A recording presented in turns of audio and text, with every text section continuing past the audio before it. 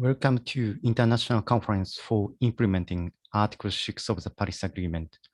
Now it's time to start. Good morning, good afternoon, and good evening, everyone. I'm Kentaro Takahashi, Deputy Director, Climate and Energy Area, Institute for Global Environmental Strategy, IGES, based in Japan. I'll be MC for today's event. Firstly, I would like to thank you for all joining today, and welcome back to Article 6 Conference. We are very pleased to have a many participation again. First part of the international conference on Article 6 was successfully organized on 17th February, and around 1,000 participants from more than 100 countries watched our event. If you want to watch the previous session again, please visit IGES website. All the presentation and recorded video have been uploaded.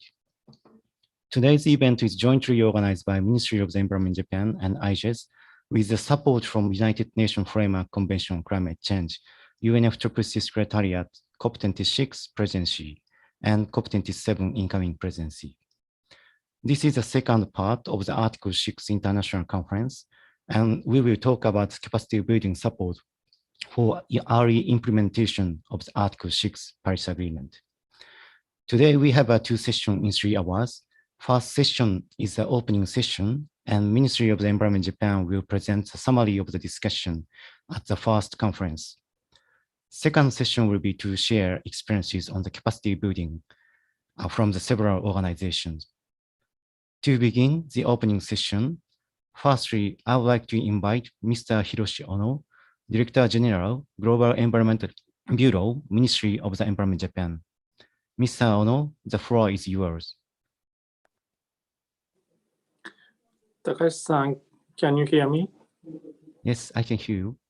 Yeah, good morning and good afternoon and good evening, everyone. I'm Hiroshi Ono, Director General, Global Environment Bureau of Ministry of the Environment, Japan.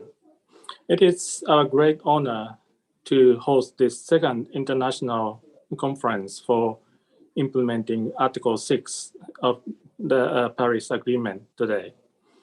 First of all, on behalf of the Ministry of the Environment, Japan, allow me to express our sense of solidarity to the people of Ukraine who are facing humanitarian crisis. We strongly hope anyone related to this conference in Ukraine is fine and safe under this hard time. Following the agreement of the market mechanisms rules of Article 6 at COP26.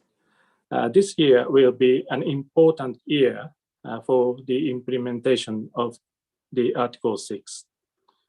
The first conference, which was held last month, gathered 102 registered countries and more than 1,000 online viewers. These large numbers indicate the high expectations to the early and effective implementation of Article 6 while securing environmental integrity. At the first conference, Japan's Minister of the Environment, Tsuyoshi Yamaguchi, stated that the implementation of Article 6 will be able to further raise global ambition towards 1.5 degrees goal by stimulating global decarbonization market and private investment, while introducing an estimation that full implementation of Article 6 could reduce additional 9 billion tons CO2 emissions by 2030. He committed that Japan, as a pioneer of a bilateral market mechanism named Joint Crediting Mechanism, or JCM, will take a lead to boost global market for decarbonization technologies, infrastructure, and services by supporting the full implementation of Article 6. The Executive Secretary of the UNFCCC, Patricia Espinosa, expressed her high expectations on the potential of the Article 6, as it could save an estimated $250 billion in implementing NDCs annually by 2030. The COP26 President Alok Sharma stressed the need of focusing on capacity building to allow all countries to participate in the market mechanisms. Ambassador Wael Abdulmajid, personal representative of COP26, President, Arab Republic of Egypt, stated that it is important to end the technical negotiations at COP26 at 27 for transitioning from negotiations stage to implementation stage, and appreciated the role of this conference for the success of COP26. Building on the results of the first conference, today's conference will discuss specific activities for capacity building program, working with the UNFCCC's Regional Collaboration Center that is specified in the Article 6 decision at the COP26. Further, it will also discuss possible future directions and actions, including collaboration with a wide range of relevant organizations towards global and full implementation of the Article 6. Guided by the results of these conferences, Japan is determined to take a lead in facilitating the implementation of the Article 6 in collaboration with the regional collaboration centers, like-minded countries and organizations, by supporting the capacity building of government officials and businesses. We will also advance discussions on how to effectively provide support for Article 6 implementation and capacity building at the global scale with UNFCCC Secretariat and relevant international organizations. It is very appreciated if this conference would be useful for all of participants and could contribute to the swift implementation of the Article 6. I sincerely hope that today's conference will be fruitful for everyone. Thank you very much. Thank you very much, Mr. Ono. Now I would like to move the first session. In this session, I would like to invite Ms. Maiko Uga, Section Chief, Office of the Market Mechanism, Ministry of the Environment, Japan. She will present a summary of the discussion at the first conference and matter to be considered at this conference. Uga-san, over to you.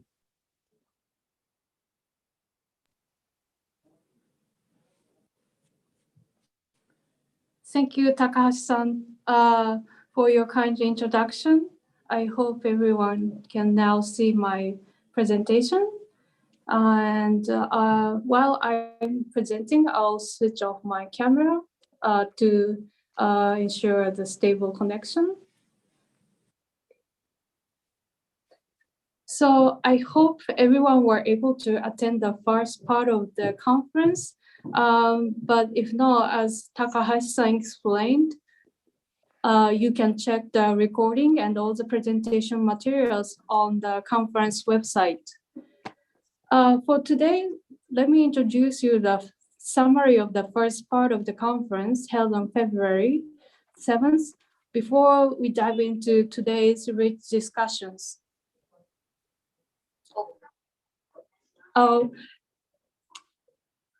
We have an announcement in the ministry, so I'll just stop a few seconds. Sorry about that.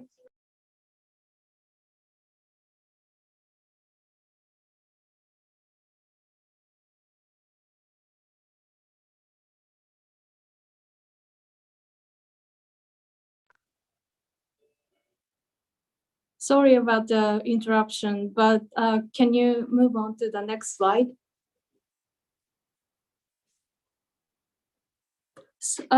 First of all, let me recap the overall objective of this conference.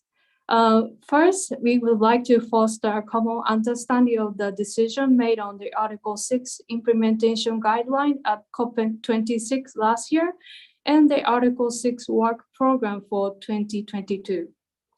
Second, share the development of institutional and governance framework and capacity building needs based on the experience of Article 6 negotiation and piloting. And third, discover areas where the implementation can be accelerated by collaborating with stakeholders who are interested in the Article 6 implementation. Next slide, please.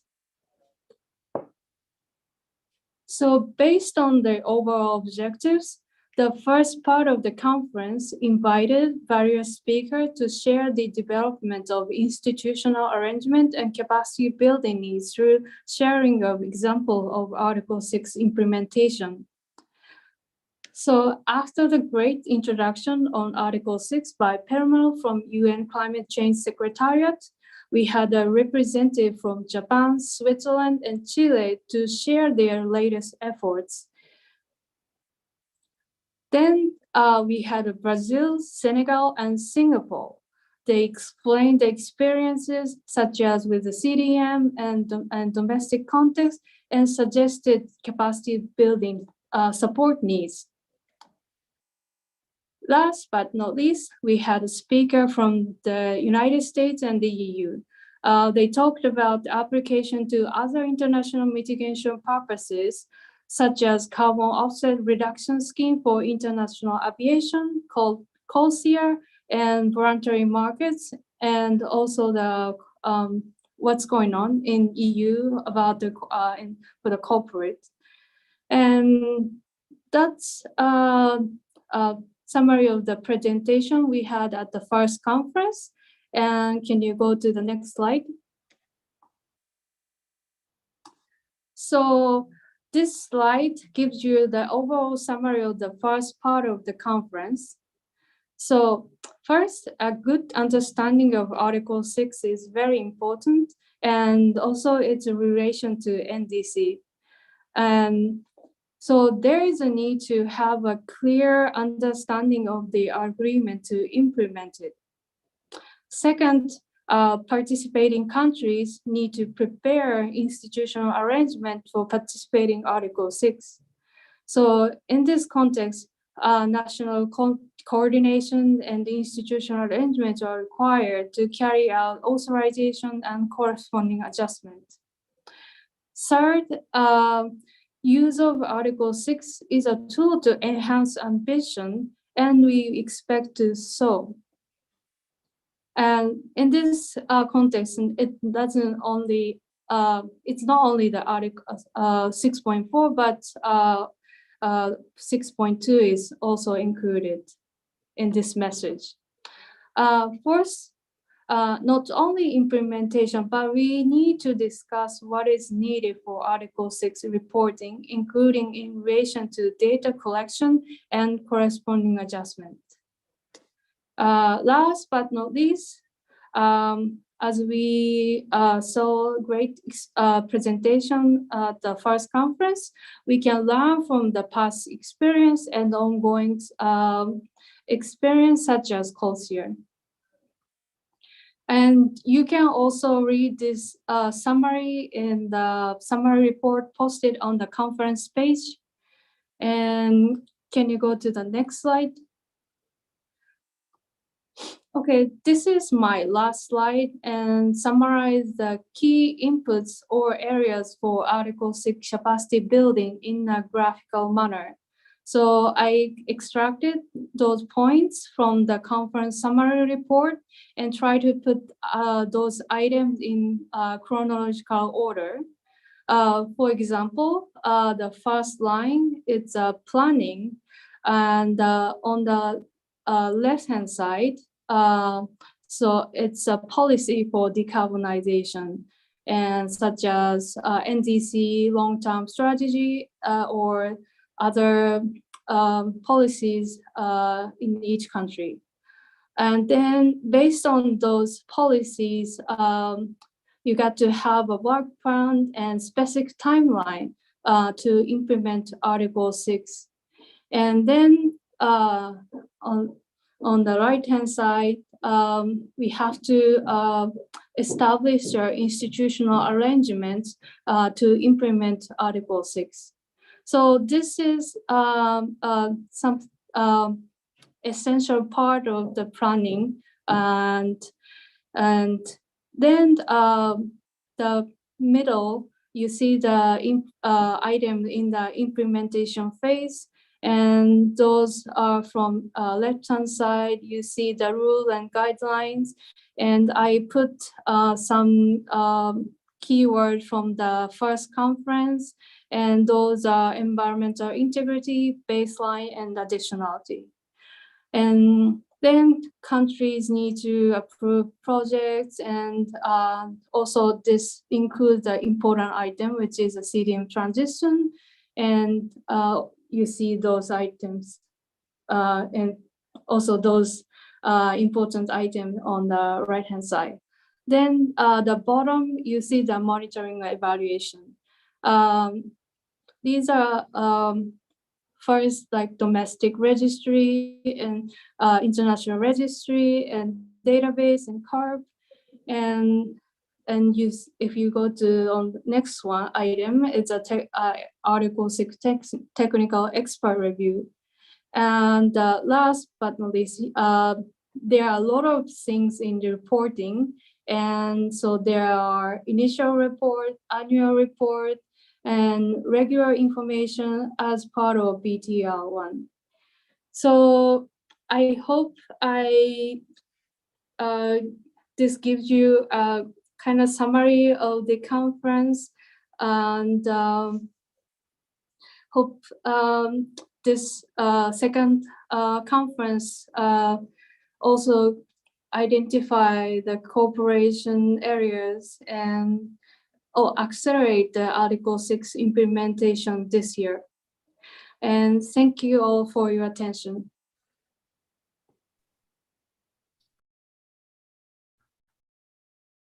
Uga-san, thank you very much for your comprehensive presentation. Your presentation very much summarized the last discussion.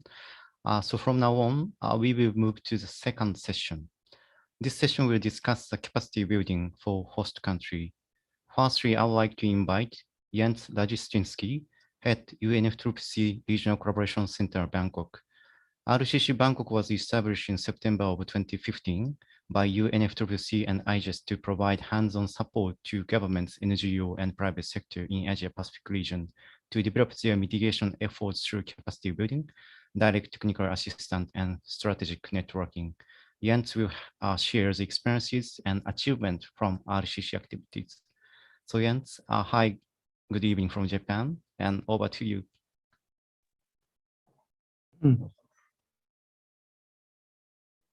Thank you very much, Kentaro-san, for giving me the floor.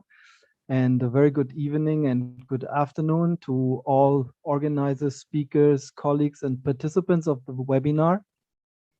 I would first like to congratulate the organizers of this conference, the MOEJ and IGES, and also the co-supporters. And thank you very much for arranging this important and timely event. I'm really honored to have the opportunity on behalf of UN Climate Change Secretariat and all UNFCCC regional collaboration centers, the RCCs, to present to you in the following the experience in capacity building program for host countries, achievements and experience of the RCCs. Next slide, please. Okay. Today, I will be sharing with you a brief introduction of the RCCs in terms of the regions, their involvement and the impact created by the RCCs, then a brief overview of identified capacity building needs, and followed by some examples of the work on capacity building by the RCCs. And these experiences range from work under the CDM and Article 6 support to countries and other stakeholders, to some examples of other carbon pricing, carbon market work, and ends with some highlights of capacity building activities conducted by the RCCs in other areas, just to give you a full picture. And lastly, and very briefly, I will also present a non-exhaustive list of potential areas where RCCs may support capacity building for Article 6 implementation. Next slide, please. The UN Climate Change currently operates 6 regional collaboration centers, or RCCs as we call them, around the world, hosted by regional partners. Moving on the map from east to west, there's in Asia Pacific and the MENA region, we have the RCC Bangkok, hosted by IGS, the Institute for Global Environmental Strategies, and the RCC Dubai, hosted by WGO, the World Green Economy Organization. We have 2 RCCs in Africa, the RCC Kampala and the RCC Lomé, hosted by the East African and the West African Development Banks, the EADB and the BOAD.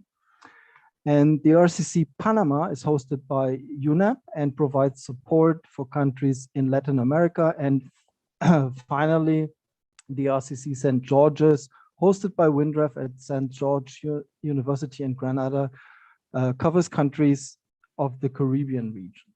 Next slide, please. The RCCs were established by the CDM Executive Board with a focus on supporting the implementation of the Clean Development Mechanism in their regions. And the first RCC was established in Lomé and Togo 2013, followed by 5 other RCCs between 2013 and 19. And after the adoption of the Paris Agreement in 2015 and calls for more ambitious climate action, especially in recent years, RCCs have extended their scope of work beyond the CDM. So requested by regional stakeholders and collaborating with partners in the region and globally, RCC started to support a wide range of activities delivered by the Secretariat, including support to developing countries in capacity building, climate finance, transparency, Article 6, technology, as well as adaptation, carbon market mechanism, and more. And you will see a couple of examples in the later slides. The RCCs have evolved as a tool for the, still on the other slide, thank you. The RCCs have evolved as a tool for the Secretariat to act as a catalyzing agent and authoritative voice with regard to climate change, especially on the implementation of the Paris Agreement. So the RCCs are really actively involved in the UN interagency platforms under the new modality of UN regional collaboration, and both on national and regional level. And the RCCs work through a very broad network of active stakeholders and in identifying and implementing synergies and climate actions while avoiding overlaps. We play a leading role in securing high-level engagement that convene relevant stakeholders and participants and ensure that local and regional organizations are adequately represented in the various discussions. So RCCs have demonstrated their capability to deliver significant results regionally, together with regional partners and in close cooperation with all divisions of the UNFCCC Secretariat, despite the current pandemic being experienced all over the world. Now the next slide, please.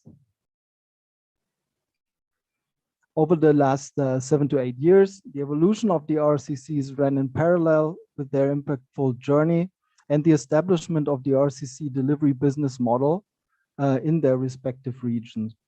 Just to some highlights include RCCs combined a global reach via the UNFCCC Secretariat and the cross-regional all-RCC platform with regional expertise through their local partners. RCCs work in collaboration with different development organizations to ensure a coherent regional climate action agenda. In the case of Article 6, for example, RCCs can engage with a diverse range of actors such as governments, development partners, NGOs, financial institutions, and strong regional networks to deliver capacity building activities such as workshop trainings, knowledge products, and consultations, and can also facilitate access to various sources of support. This includes liaising with key actors involved in support and implementation, supporting collaboration and partnerships and mutual learning, or through matchmaking activities. Dedicated outreach and communication channels, such as the RCC websites, newsletters, outreach campaigns, complement this process. The efficient RCC arrangements, as I mentioned earlier, each RCC is based at a host partner organization, enables a fast deployment of staff for missions and new work streams, and hence we're able to address the growing demand in climate action in the regions. Next slide, please. I will only briefly mention the capacity building needs for Article 6 implementation, as some of it was already expressed in the first conference. So the UNFCCC Secretariat has received mandates at COP26 to assist parties to participate and getting prepared to participate in Article 6, such as development of institutional arrangements, including for reporting, ensuring that cooperative approaches support ambition, meeting participation requirements, development of technical capacities to design and set baselines for application in host parties, and applying Article 6 mechanism and support for the transition. Additionally, through feedback from countries and also mentioned by speakers in the first day of the conference, a variety of additional capacity building needs can be identified. Just to mention a few, approval of standards for participating in Article 6.2 transaction, identification of potential project, assessment and approval and authorization, and also technical elements, which include baseline setting, development of standardized baseline, additionality assessment, crediting periods, and so on. Also touching on questions on reporting and accounting and the interlinkages with NDCs and LTLETs. Next slide, please. Now coming to the experience of RCCs, especially with regard to CDM and Article 6 support to countries and other stakeholders. So RCC provide capacity building to negotiators and DNAs, support countries, especially the DNAs, in exchange of experience from the CDM and in preparation of the future role as Article 6 designated host country entities, always with a focus of peer learning. We're ensuring that lessons learned and the capacity built under the CDMs are observed and engaged with DNAs on standardized baseline development, including workshops and technical support as required. We provide technical and procedural support to stakeholders on the CDM project cycle to transition from CDM to Article 6.4, and also responding to incoming CDM and Article 6 queries and identify support to new project leads. Now, some more concrete examples of the work recently done by RCCs. There's really only a short list, and I try to represent colleagues from all RCCs equally. So St. George's, for example, co-organized standardized baseline and grid emission factor calculation training workshop for DNAs, and other RCCs provided similar support. The RCC Panama supports DNA to evaluate projects for letter of host country approval, and a virtual DNA webinar series on selected topics of CDM host country representations was organized in 2020 and 21 by RCC Bangkok and RCC Dubai. Overall, all RCCs have a lot of experience in engaging with DNAs and ministries and getting feedback on capacity needs, organizing DNA regional forums, and connecting DNAs with project participants. Also, all RCCs have established contacts to a network of CDM stakeholders, especially through outreach to active project developers. Next slide, please. RCCs have also a lot of experience in carbon pricing and carbon markets. I only again want to mention a few.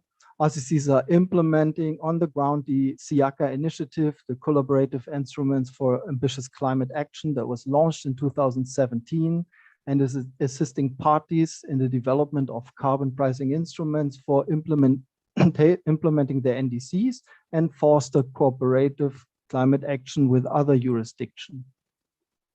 The RCCs have conducted the regional dialogues on carbon pricing together with many partners, and some of them you will actually meet in the following sessions. And these dialogues of regional representatives were organized to discuss the challenges and opportunities related to carbon pricing in their countries and how regional collaboration can support their climate mitigation efforts. RCCs organize and conduct carbon market trainings and workshops, and are also helping other development organizations to deliver capacity building and thereby maximizing the benefits of such activities. Again, some examples of this work would be the RCC Panama developed an Article 6 negotiation manual and also conducted analysis of Article 6.2 pilot projects. RCC Kampala organized pre-COP negotiator trainings on Article 6 for Uganda's negotiation team on mitigation. And also from Kampala, they organized the carbon market training for Kenya youth. The SIACA initiative that I mentioned earlier has received more than 20 requests for support globally, comprising of stakeholder mapping, targeted workshops, and specialized high-level technical assistance. The countries that are supported include Pakistan, Senegal, Dominican Republic, and also regional entities such as the ASEAN Secretariat. And also under this initiative, a lot of support, a lot of collaboration with key international entities is taking place. Next slide, please. Yeah, now coming to also some experience the RCCs have in capacity building activities in other areas. I'd really like to share this just to give you a full picture of also the other work RCCs are doing. So we're organizing with partners sessions and side events at the Regional Climate Week. We support capacity building activities of the Secretariat on different themes like adaptation, mitigation, transparency. I mentioned them earlier through local and regional organization of events and through the dissemination of material, follow up on participation and nominations, mobilizing speakers, and, and other contributions through a range of regional networks and partnerships. We are organizing in-person training workshops, virtual workshop series and webinars, and also conducting bilateral workshops and training sessions directly with countries. We are facilitating Secretariat staff to speak in RCC organized events and also in partner events, and working on engagement, private sector and other non-party stakeholders in climate action, for example, through climate neutrality and Road to Zero campaigns. Here again, just a few examples I want to give. So several RCCs supported the needs and gaps analysis of SMEs for climate action. St. George's conducted a workshop for Caribbean countries to explore opportunities to accelerate their NAPs. And all RCCs are conducting regional needs-based finance projects with colleagues from the climate finance division. And also all RCCs are highly engaged in transparency capacity building from organized through the transparency division in the Secretariat and taken through the regions into the regions by the RCCs, for example, on ICTU guidelines and greenhouse gas inventories. So quite a lot taking place there. And now, next slide, please. Yeah, at the end, I would just like to share a list of potential activities of RCCs that RCCs could support in capacity building on Article 6 implementation. And this is more a collection of ideas based off RCC experience and already identified needs. Only very briefly, identification and addressing of needs and capacities, so supporting countries to identify needs for Article 6 implementation. Under support institutional arrangements, there was the idea of developing a handbook for institutional arrangements, but also help to elaborate on specific procedures and regulation to operationalize Article 6, including also authorizing projects and issuing LOAs. concrete capacity building activities could be technical support to countries to identify and evaluate projects for Article 6.2, regional dialogue about 6.4 and 6.2, and also reporting under Article 6.4 and 2, and linkages between Article 6 reporting and the enhanced transparency framework. Lastly, also dissemination and gathering information is also an area the RCC have identified for potential support. I hope this helps to give you an overview of the RCCs, how they are operating, where they are based, partner organizations, and also work that's been done through the RCCs in previous years, and how this links to capacity building activities to be conducted in the future. Thank you very much. And with this, Kentaro-san, I would like to hand back to you. Yeah, and thank you very much for sharing your experiences. I think that we are also very pleased to hear about many progress and achievements. We hope to strengthen our collaboration in this year for implementing Article 6. So thank you very much again. From now on, I would like to hand over Mr. Kazuhisa Kowaku's Director of International Negotiation, Market Mechanisms Office, Ministry of the Environment, Japan. He will moderate the session. Mr. Kowaku, over to you.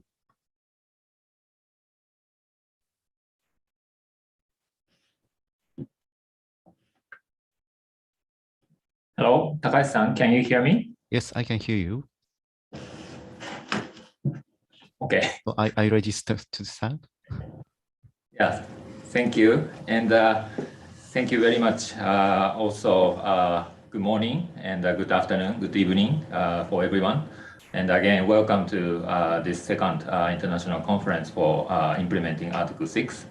Let me just welcome warmly for all the participants today.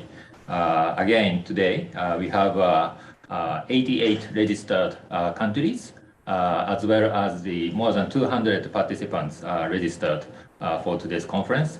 And also all the today's discussions are online in the YouTube, which last time we had more than 1,000 viewers.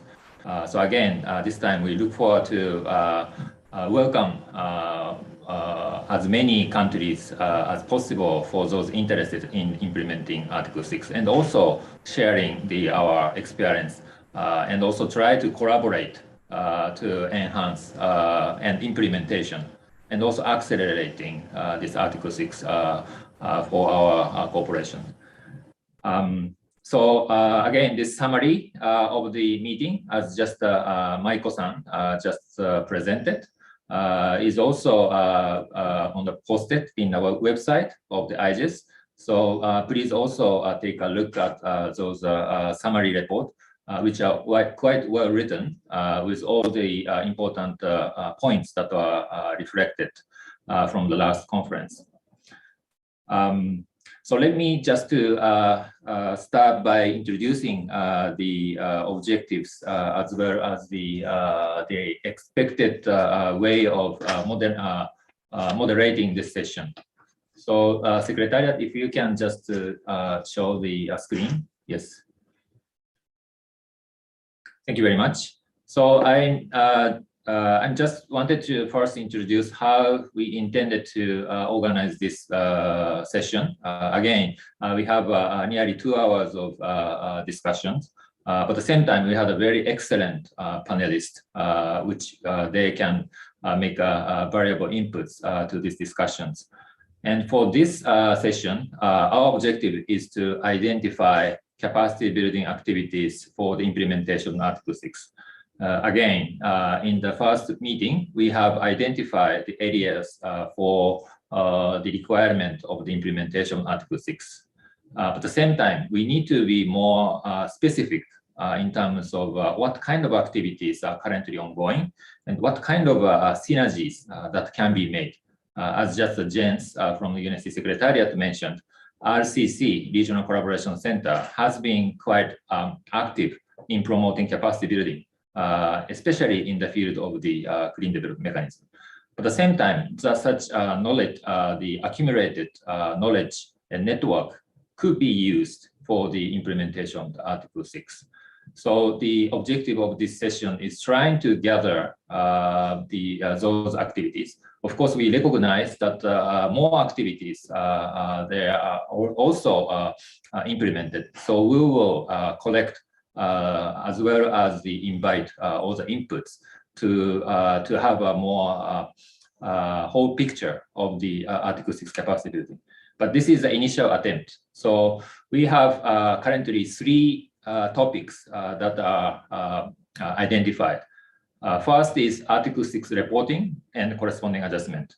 As mentioned by many presenters last time, as well as also identified many presenters, the Article 6 reporting, especially the application corresponding adjustment, is a very crucial for this in the context of Article 6 and also Paris Agreement.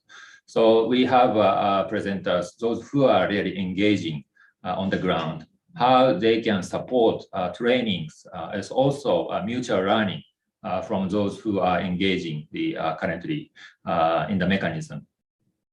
And the second topic is the readiness for Article 6, particularly the institutional arrangement. As was also mentioned from the last conference, this institutional arrangements for the authorizations, corresponding adjustment, and also the government the readiness to support and implement the Article 6 is a really key issue. So again, in this context, we have distinguished panelists again who are really working on this field several years already, try to implement Article 6 to hear their inputs and also their suggestions. And the third point is piloting. Again, piloting was also mentioned by many in the previous session. And this is also the very important aspects of implementing Article 6. I think without this actual tangible projects, without specific support for the piloting, we cannot learn from it. So particularly in this context of infrastructure development, including registry and domestic market policy, and also the views from the private sectors, we will be hearing from those. So having heard all this, what I will do is I will also try to summarize some of the key points that was raised, of course, within my capacity, because this time, due to this all the presentations, we may not be able to get the question answer, but I will try to walk through all these points and then try to share some of the thoughts that could be considered for the follow-up actions. At the same time, in the end of this panel discussions, I will also try to identify where the synergies could be possible between those what has been implemented under the regional collaboration centers. As we have seen from the presentation by James, there has been already quite a lot of activities ongoing. But at the same time, it is also important to cooperate as well as coordinate different activities currently ongoing in order to fill the gap of the implementation that can be accelerated, the implementation of Article 6. So of course, this is the initial reflections, and we will also try to reflect fully in the summary of the report and try to move forward for more coordinated efforts. So with that, I'd like to first move on to the first session items, which is the Article 6 reporting. So please go on to the next slide. So this for this first the topic, we have prepared those guiding questions for the presenters. So you may be hearing from responses from the panelists, such as what kind of activities have you been supporting, institutional arrangements, and reporting aspects of Article 6, which is also mentioned in the COP26 decisions related to the capacity building needs for the 6.2. And also, what kind of challenges and lessons learned from them? What do you suggest for further capacity building activities in implement Article 6? So we can hear the lessons learned and also suggestions in terms of our way forward. So this is also very important aspects of how we can learn from those piloting as well as existing activities. So for this, we have two panelists. One, I'd like to introduce first, Mr. Hattori Tomohiko. He's a researcher from the Institute for Global Environment Strategies, who is also engaging these important aspects of the mutual learning for the Article 6 reporting. And after that, I will hear from the presentation from the Pacific Islands. Then I will introduce after the IGES presentation. So first, I'd like to ask the Hattori-san for your presentation. So Hattori-san, please. Thank you very much, Kakuto-san. Yeah, thank you very much. And good morning and good afternoon and good evening, everyone. I am Tomohiko Hattori from IGS. So first of all, I would like to thank all the speakers and participants for this opportunity to share our capacity building initiative. It's called Mutual Learning Program for Enhanced Transparency. And we have been implementing this for the last 2 years with the financial support from the Ministry of the Environment of Japan. Next, please.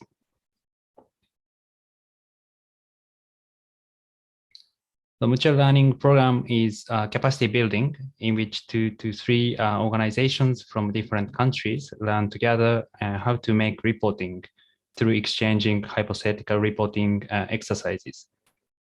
And 3 basic purposes of the Mutual Learning Program are to understand how to apply the reporting guidance under Article 6 and 13, and to understand and to explore improvement areas of next reporting, and to strengthen network of institutions and individuals working on Article 6 and 13 reporting. And the Mutual Learning Program generates a concrete output, which is a draft reporting on Article 6 and 13, and this output could be a basis for the actual reporting in the future. In 2021 and 22, we had 3 pairs in total under the program working on Article 6 and 13. And today's presentation is mainly based on the discussions between the 2 pairs working on Article 6. Pair 1 was participated by the Article 6 Task Force of Chile and Thailand Greenhouse Gas Management Organization and IGS. And Pair 2 was participated by Coordinating Ministry for Economic Affairs of Indonesia and Ministry of the Environment and Forestry of Indonesia and Ministry of Environment and Tourism of Mongolia. Next, please. So here is the overview of the schedule, and we organized the kickoff meeting to introduce the program in August. Then we conducted the first exercise, which was drafting Article 6 to reporting and using the JCM as an example. And after exchanging the draft, we asked questions to each other. And at the meeting in October, we had a question and answer and a follow-up discussion. Then we worked on the second exercise, which was either an exercise focusing on corresponding adjustment or refinement of deliverable from first exercise, as well as providing written answers to the questions asked, depending on each pair. In December, we organized an Asian Transparency Workshop to share the findings from Mutual Learning Program with the wider JCM partner countries. And finally, in January, we had the feedback meeting to discuss the second exercise and the review of the program. Next, please. So as first exercise, the participants worked on the hypothetical Article 6.2 reporting using the JCM as an example. So on the left hand, we can see a draft initial report in a template, which we prepared for the purpose of this exercise. And this exercise was useful as it promotes understanding of the guidance, and it allows us to know where we can get the necessary information for the reporting. And there were many discussion points, but I would like to talk about 3 points.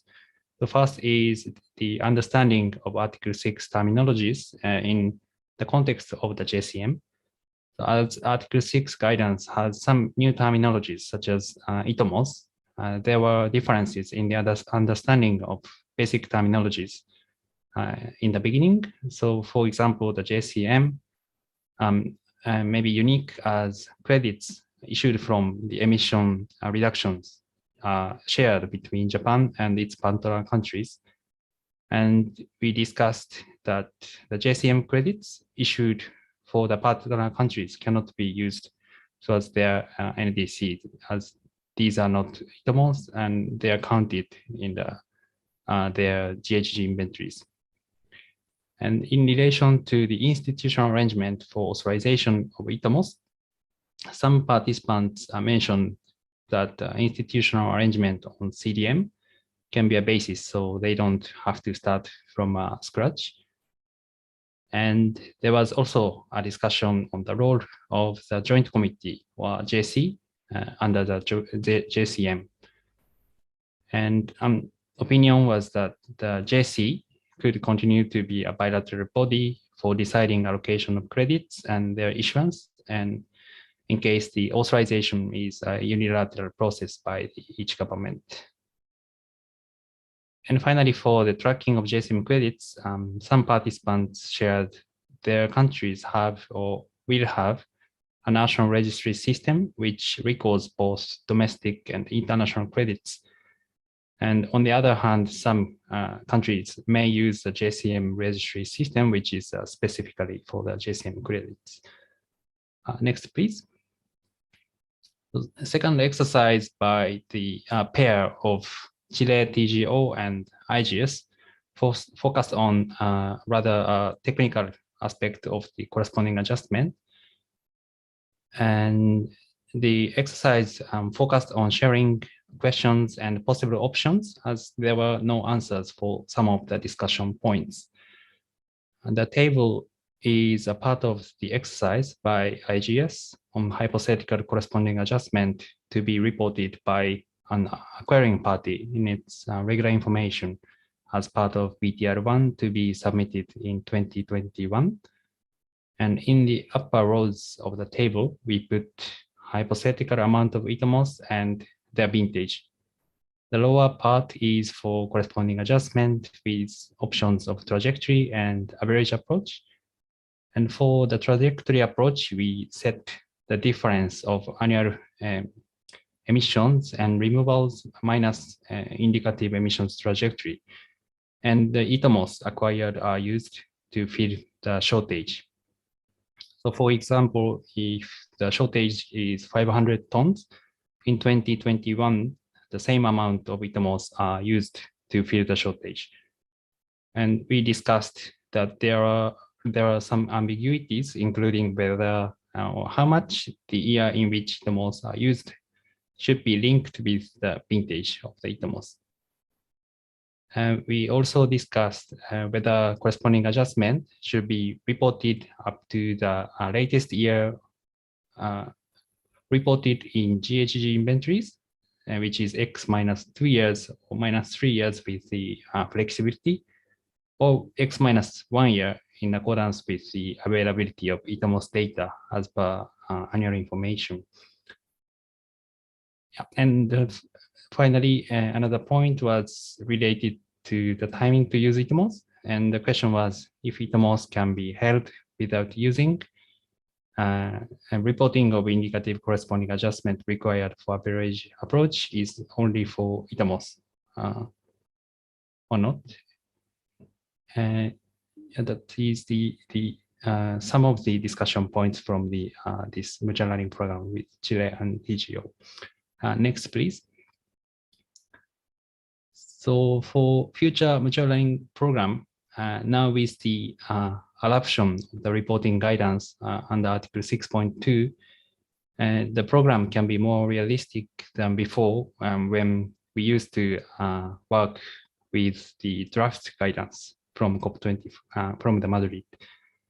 And together with the participating countries, we will try to improve and align our understanding on the JCM implementation under Article 6 through practical reporting exercises, as well as sharing ideas and experiences from with the wider JCM partner countries. And furthermore, I think good practices and key findings can be shared with other stakeholders who are not necessarily JCM partner countries through these kind of opportunities.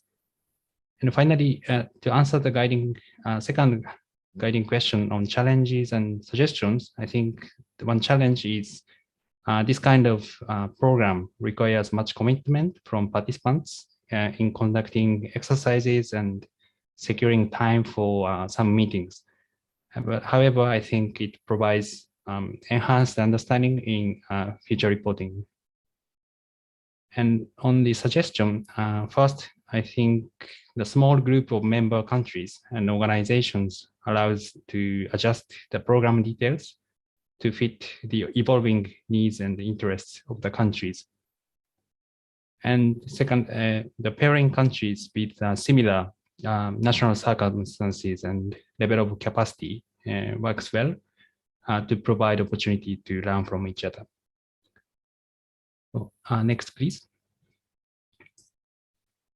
That's the end of my presentation. So thank you very much for your attention.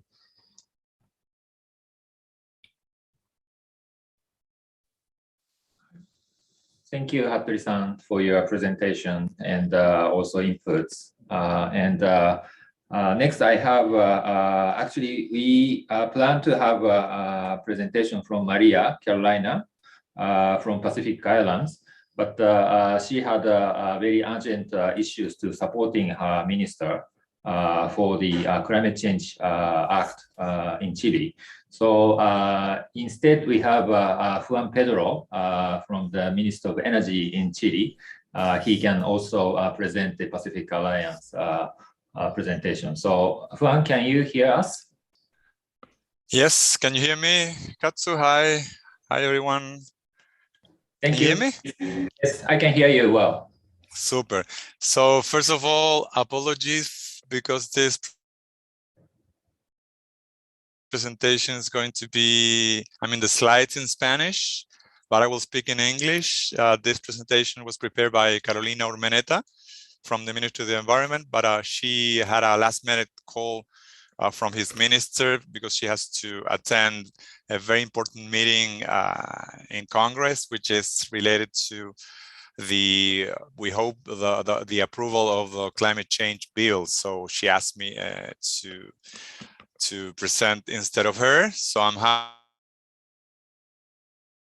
happy to be here, Katsu, as always. So I will try, Katsu and friends, to link what will be presented here to the theme of this webinar, to capacity. I'll try to put on the table some of the capacity building needs in terms of how we see climate change in Article 6. So the title of this presentation is or was, the climate policy in Chile and how the country is preparing for the use of carbon market in general, including Article 6. And as I said, I will try to come up with some capacity building needs in between. So what did the fact that Chile was the president of COP25, this was a huge news in Chile. We didn't have any experience before in arranging any, what a COP means. But when Chile accepted, what happened before and in between, arranging the COP25, what happened is that the climate change was, as an issue, was more present than ever, and it helped, or we believe it helped, to mobilize the climate action and also to promote I would say like a binding multi-sectoral transformation as a policy of the state of Chile. So I will, in the following slide, these are some of the examples of how this COP helped to trigger or to accelerate a number of key activities or instruments that are now in very good shape in our country. The first one is the climate change bill, which sets a carbon neutrality goal and a goal of climate resilience by 2050. Our new NDC updated is very more ambitious than the previous one, and it has goals in line with this carbon neutrality goal by 2050. The long-term climate strategy, which was recently published, is accessible, and I think it was already submitted to the new UNFCCC Secretariat. The other thing more related to the topic of this seminar is the offsetting system of the tax, of the so-called green taxes. Remember that Chile has a carbon tax, but it's not a standalone regulation. It comes together with a big tax reform that was first launched in 2014, and it was subject to a new revision in 2018. So that's why we now have this market instrument inside the tax reform. And another good thing that is being developed very quickly, I would say, in the country, and it is promoted by the Ministry of Finance, is the launch of I would say, like a sovereign green bond initiative, all these linked to sustainable outcomes. And the last one that I would say was also promoted by COP25 was the sustainable economic recovery post-COVID-19. I'm going to refer to some of this very briefly in the following slides. So as I said, the climate change bill established this carbon neutrality goal and climate resiliency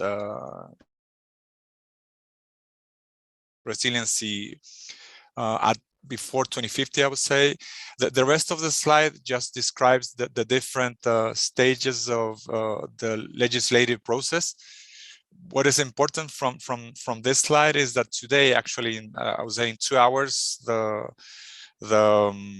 lower house will we hope will provide thumbs up to the climate change bill, and Chile will be able to say that we have, as of now, this important regulation. In terms of what are the main subjects to highlight here related to capacity building and the use of carbon markets, the climate change bill triggers a lot of processes that will require from every ministry that is related to climate change, including the Ministry of Energy, which I'm representing today. There will be lots of capacity building needed to be able to implement or to robustly implement the climate change bill. For instance, there will be a lot of reporting as in Article 6, we will have a lot of reporting capacities to build. Why is that? Is because every ministry will be responsible to achieve its share of participation in achieving the goals of the climate change bill. For instance, in achieving part of the carbon neutrality goal, in achieving the carbon budgets that are established in that bill, and also to achieve the absolute goal that we have for 2030 under the NDC. So all of these are considered different goals that every ministry will have to comply with.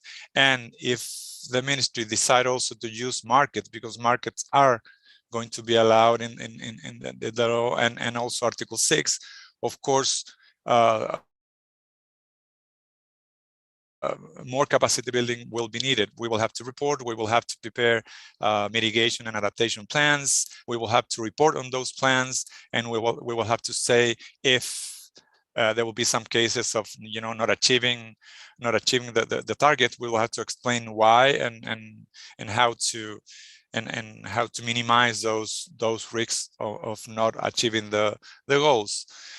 So this is how the NDC looks like. You see in the upper part, in the right-hand side upper part of the slide, that our new commitment compared to Costa Rica, UK, and others is now acceptable, because we really did a thorough work to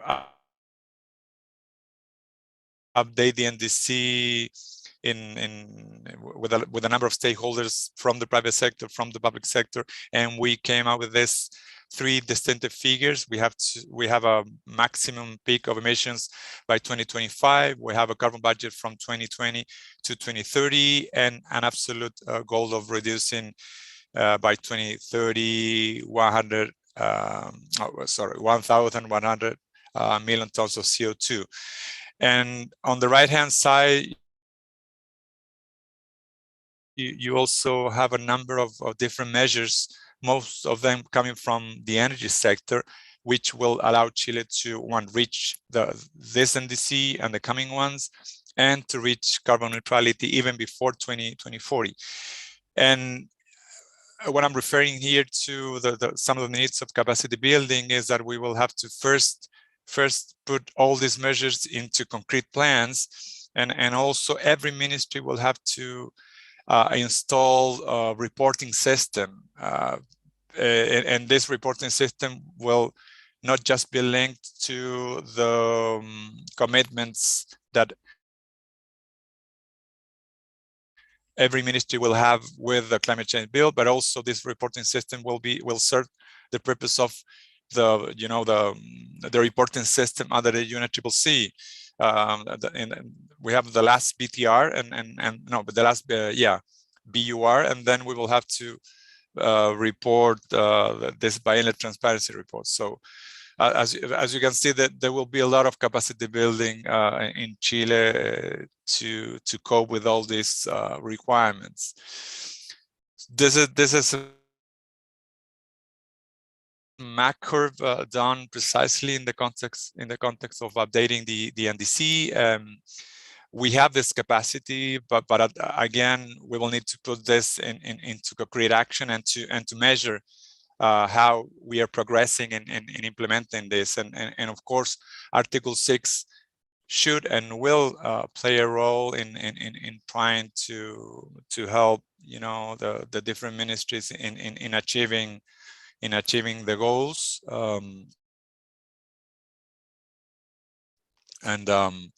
And what is interesting here is that we managed to go in more detail in the type of measures that Chile will have to put in place to achieve its goals.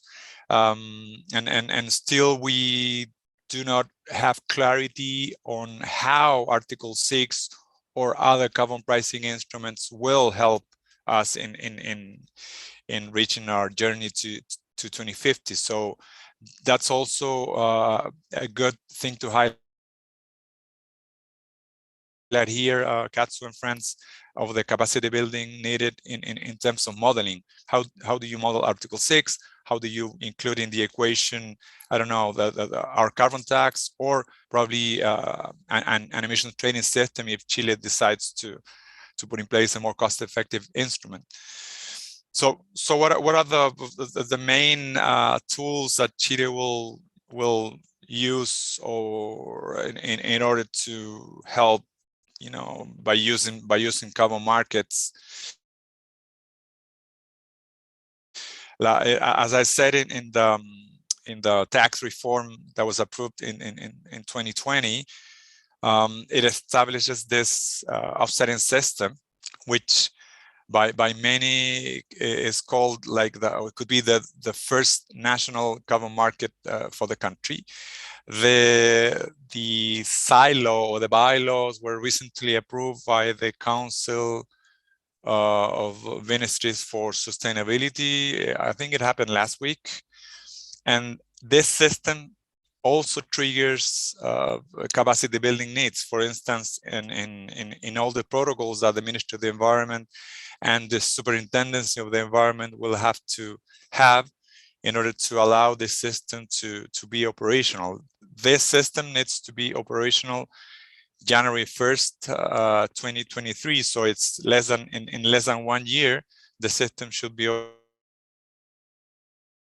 operational. It means that the regulated entities will have the chance of using offsets from the domestic market coming from non-regulated sectors to compensate for their emissions. But the system needs to be in place. It's not in place 100%, and capacity building will be needed. And we expect that this system, though it has a more domestic approach, needs to be built also to nest in the future, or to be comparable in the future if Chile decides to join the international market. Meaning that all these protocols will have to be in line with whatever protocols will be set up if Chile decides also to use Article 6. So in terms of the climate change bill, the bill also gives powers to the Ministry of the Environment to establish emission limits in terms of GHG and short-lived pollutants like black carbon. And the law also introduces some market measures. For instance, introduces an offsetting system, which is different from the tax, but it should be in line or complementary to that one. And also the bill allows for the use of Article 6, but the Ministry of the Environment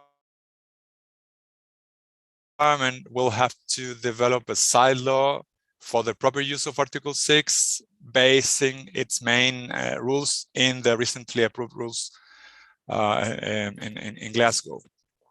And also another important aspect is Article 6.4. We still from time to time approve CDM projects, and we know that sooner than later we will have to prepare our CDM system approval process to also nest Article 6.4 activities.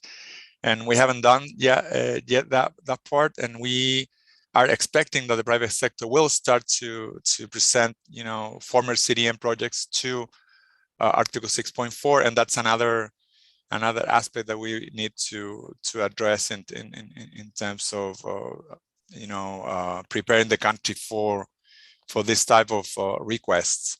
Sorry. So we are all aligned in terms of the objective of the carbon market in Chile.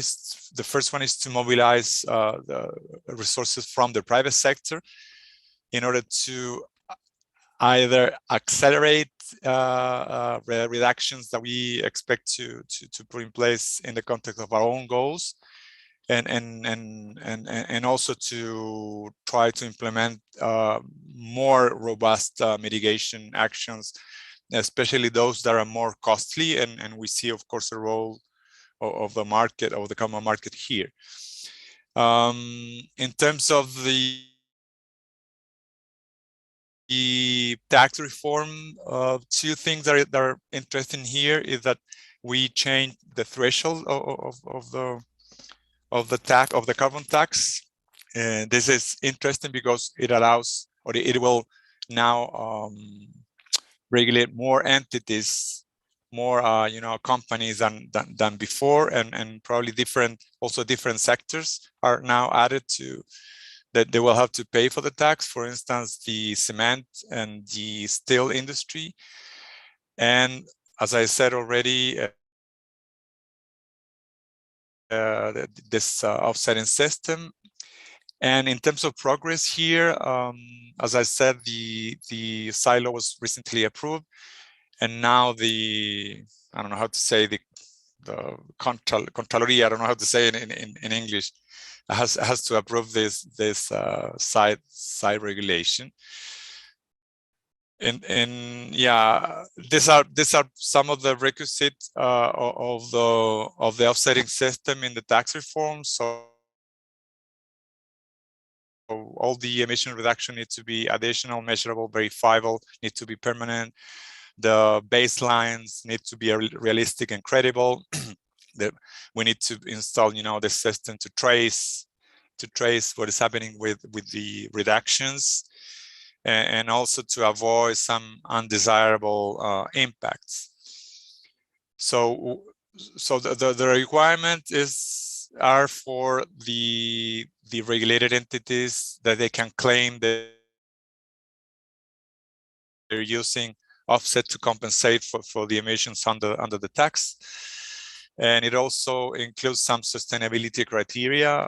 And if you see this, familiar terms on the left to the left of the PowerPoint, these are more or less the same requirements that Article 6 is having right now. So that's what I'm saying, that when implementing this system, we're also looking at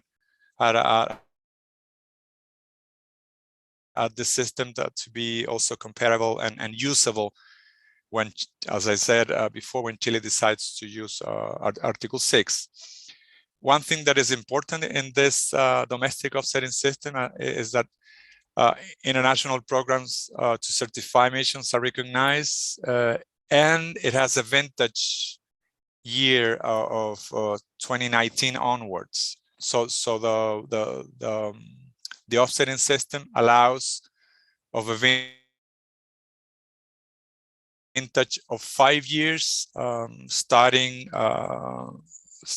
in 2023. So it means that it will allow, reduction from 2019 onwards. And this is also related to the vintage concept under 6.4. Well, I said this before, the law will probably be approved today. We're all crossing our fingers. Article 14 establishes this emission limits. And what else from here? Yeah, what is not clear now in the bill is how this emission limits will be developed, will be put in place, if it's going to be for individual sources of emissions, or for grouping of these emissions, or by sector. But what is sure is that benchmarking will be applied, and we will need, of course, capacity building to apply those benchmarks, and the approaches that are currently can be found in the Article 6 rules will be very useful for our own purposes in this bill. In terms of Article 15, this establishes this, certificates of, offsetting certificates. What is interesting here is that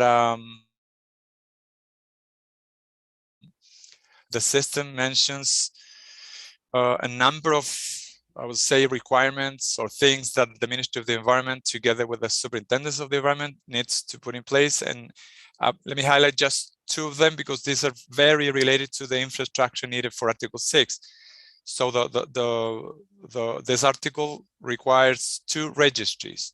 One that will be managed by the Superintendents of the Environment. It's related to the emissions, or the emission sources. So this registry will have to register all the emission sources of all the sources or sectors that will be under the law. And the other registry is a registry more related to a market, because it's a registry that will have to trace what is happening with the emission reductions and all the cycle from a seller to a buyer will have to be captured there. And of course, all this principles, I would say, of additionality, measurability, to be verifiable, permanent, will be at the core when putting in place or even designing these two important infrastructure needs. In terms of Article 6, Article 6 is recognized, and I think Katsu, this is relevant also for as an experience to put here on the table for other countries that don't have Article 6 so present in local regulation. And as I said in this climate change bill, Article 6 is recognized as a tool that can drive emissions down, and the Ministry of the Environment will have to put in place this side law. And Article 6 could be used by the regulated entities to reduce their emissions. It is also recognized in the current NDC in two ways. One, that the Ministry of the Environment will have to put in place a public-private roundtable, which will develop this national policy for Article 6. In the previous seminar where I presented, I described a little bit this national policy and the progress. We already have some draft guidelines to be taken into account to develop the national policy. And also in the long-term climate strategy, Article 6 is recognized as a mechanism that can allow, countries to implement mitigation actions in a cost-effective way, and it can also be a vehicle to introduce new technologies, etc., etc., etc. So this is relevant also, and we put this experience for the benefit of other countries. We were very active in terms of international markets. We were also very active in the CDM, and now we are actively working to implement some pilots and some accounting systems in order to be in a position to be using these instruments in a very robust way. I don't know if you know, but we recently signed last week an agreement with Switzerland to try in a practical way implement Article 6 through very small, very tiny pilot that we hope that they will leave us in better prepare to implement more meaningful projects under Article 6. We are also engaging with Canada in terms of a similar exercise that was described before me. We were doing some virtual exercises in applying corresponding adjustment, what will happen if we do this or that approach that is currently under the Article 6 rules. And of course, we are progressing very good in terms of approving JCM projects. And as you also said before, Chile is engaged in the mutual learning program of the JCM, which has been very, very useful so far. And I think this should continue,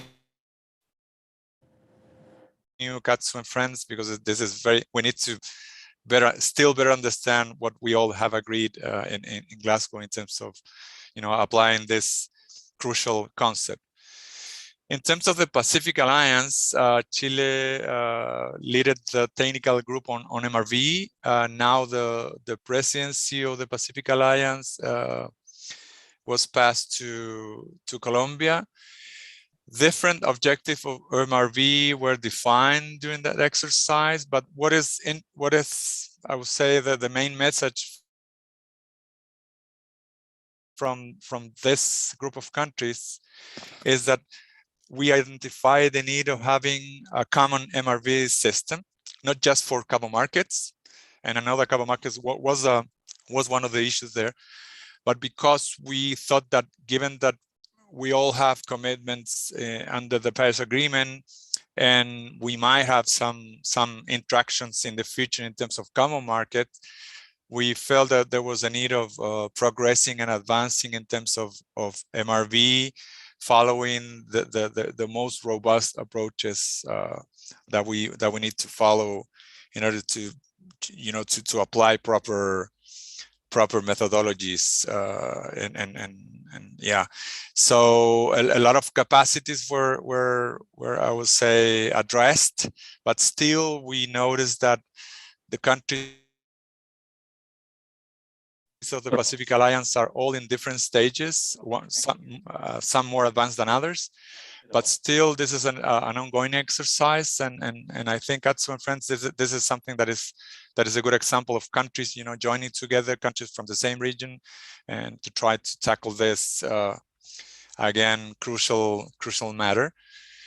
So this is the last one. What are the main challenges in Chile regarding what I've just presented? One, of course, is to implement the offsetting system of the so-called green taxes, the approval of the climate change bill, and how we're going to relate, what is in there with the international and national carbon markets, the governance and project definition that we'll have to address in order to be able to participate fully in the international market. We have also to implement this MRV coordinated at the national and international level. And this is something that I think I already mentioned, but these biennial transparency reports and also all the reporting requirements that will come, especially from 6.2, are things that we don't have a clear idea of how that will impact our the different ministries. And when I say impact, is that we know that we have to have dedicated staff in order to be able to prepare good BTRs from 2024 onwards, because those BTRs are not just simply saying that we have done this mitigation action and that mitigation action in that sector. We have to provide that information together with how we are progressing in achieving those goals. And that's the same scenario that we will face with the climate change bill. So still there is a lot of capacity building that we will need, and more happy to discuss in this webinar those. So thank you very much. Apologies again for this being in Spanish, but we will send the English version today or tomorrow to the organizers. So thank you again. Thank you, Pedro, for your presentation. Although you are also, they asked on behalf of the Carolina, and we really appreciate the very full, comprehensive summary of the experience of Chile. And we hope to hear good news from your for your new bill to be approved.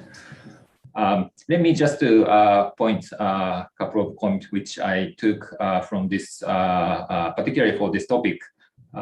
So Pedro, I'd like to thank you for your presentation, and let me just summarize some of the points which I think will be useful to reflect. One is IG's presentation mentioned that there are trainings covers both Article 6 and Article 13, both reporting. I think it is also important, those not only Article 6 reporting, but also this reporting is under the transparency framework. So Article 13 is also important.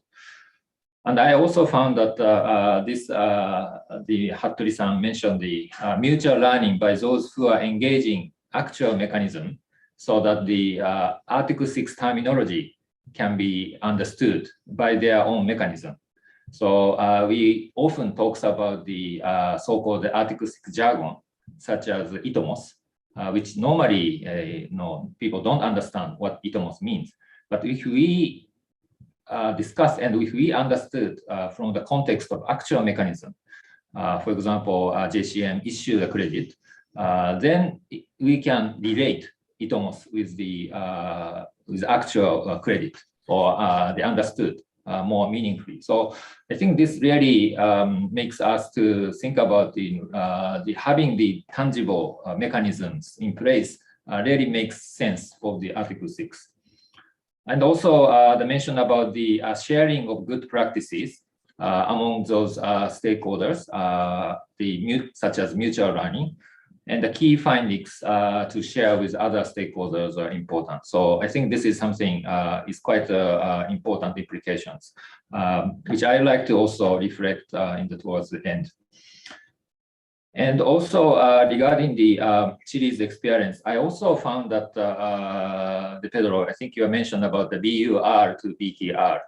I think a biannual updated reporting, which has some components of the inventories and reporting of the mechanisms, but now it is biannual transparency reporting. But we have several experience of implementing BURs in many countries. So I think we can build on those experiences, as well as how we can address those which are missing elements, which of course it is really challenging. But I think experience of BUR is very important for us to remind ourselves. And you also mentioned about the modeling of the Article 6 is quite important for how we can use Article 6 for the NDC's enhancement. So I think we can learn many things from the Chile's experience and how we can replicate your experience to other countries, including some of the acting legislation processes and how you incorporated Article 6 in your country's context. So I just to summarize some of the few points. Of course, it is not all, but I think those are quite important takeaways from the first topics. So recognizing that we have a little bit behind, so I'd like to move on to the next topic, which is the readiness activities for Article 6.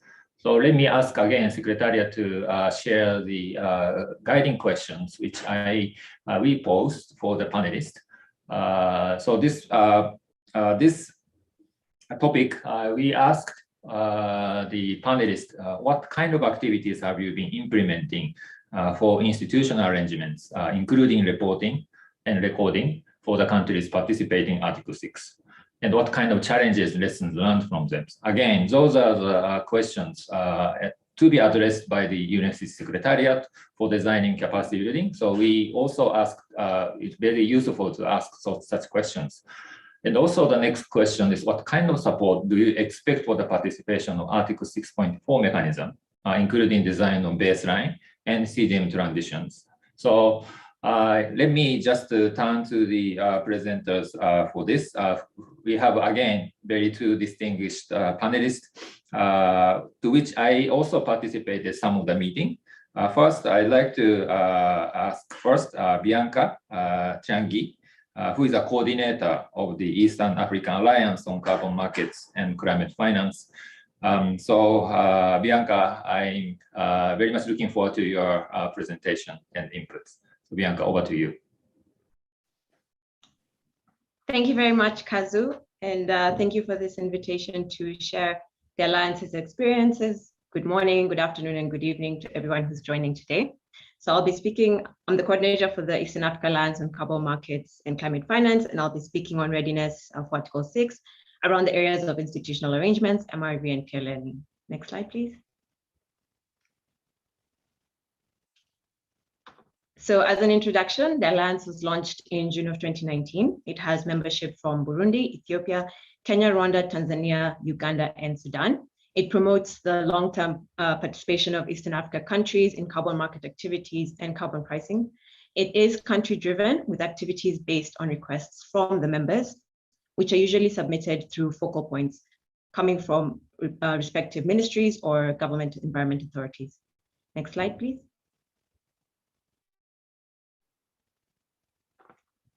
So our main objectives are to enhance Article 6 implementation in the region. So for the past 2 years, it was actually enhancing Article 6 readiness because we didn't have the decision coming in. So it was getting the countries ready once we got the decision. And now that it's here, we're looking forward to implementing. And this includes supporting transition from CDM to 6.4, Article 6.4, and new cooperative approaches under 6.2 as well.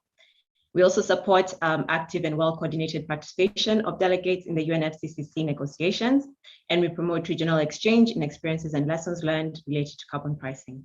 Next slide, please. So we have undertaken quite a few activities over the past few years towards Article 6 readiness, and this includes COP and SB negotiator trainings, and we have some specific ones in certain areas like the corresponding adjustments. I'll talk on that a bit later. We did do an Article 6 negotiators handbook, which is on our website, and of course will be updated now that we have a decision. And we have had private sector dialogues. This is because the region has participated in the Kyoto regime through CDM, and we do have project developers that are keen to now see what's happening with Article 6 moving forward.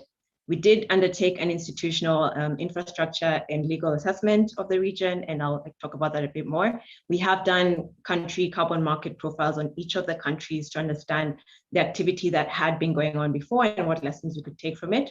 And we have had some very specific country requests, such as the carbon markets use training in Kenya. We had the private sector workshop in Sudan. We had a pre-COP Article 6 position meeting in Uganda, and a climate finance training in Rwanda. We do also have some activities in carbon taxation, where we did an online course in collaboration with the West African Alliance, the RCCs, Kampala and Lome, supported by the Siaka Initiative and BOAD. From this online course, which was lecture facilitated, we did come up with we managed to condense it into a module, which is Africa-centric, and in collaboration with the World Bank, we have now uploaded it as an extra module to their e-learning course on carbon taxation. Next slide, please.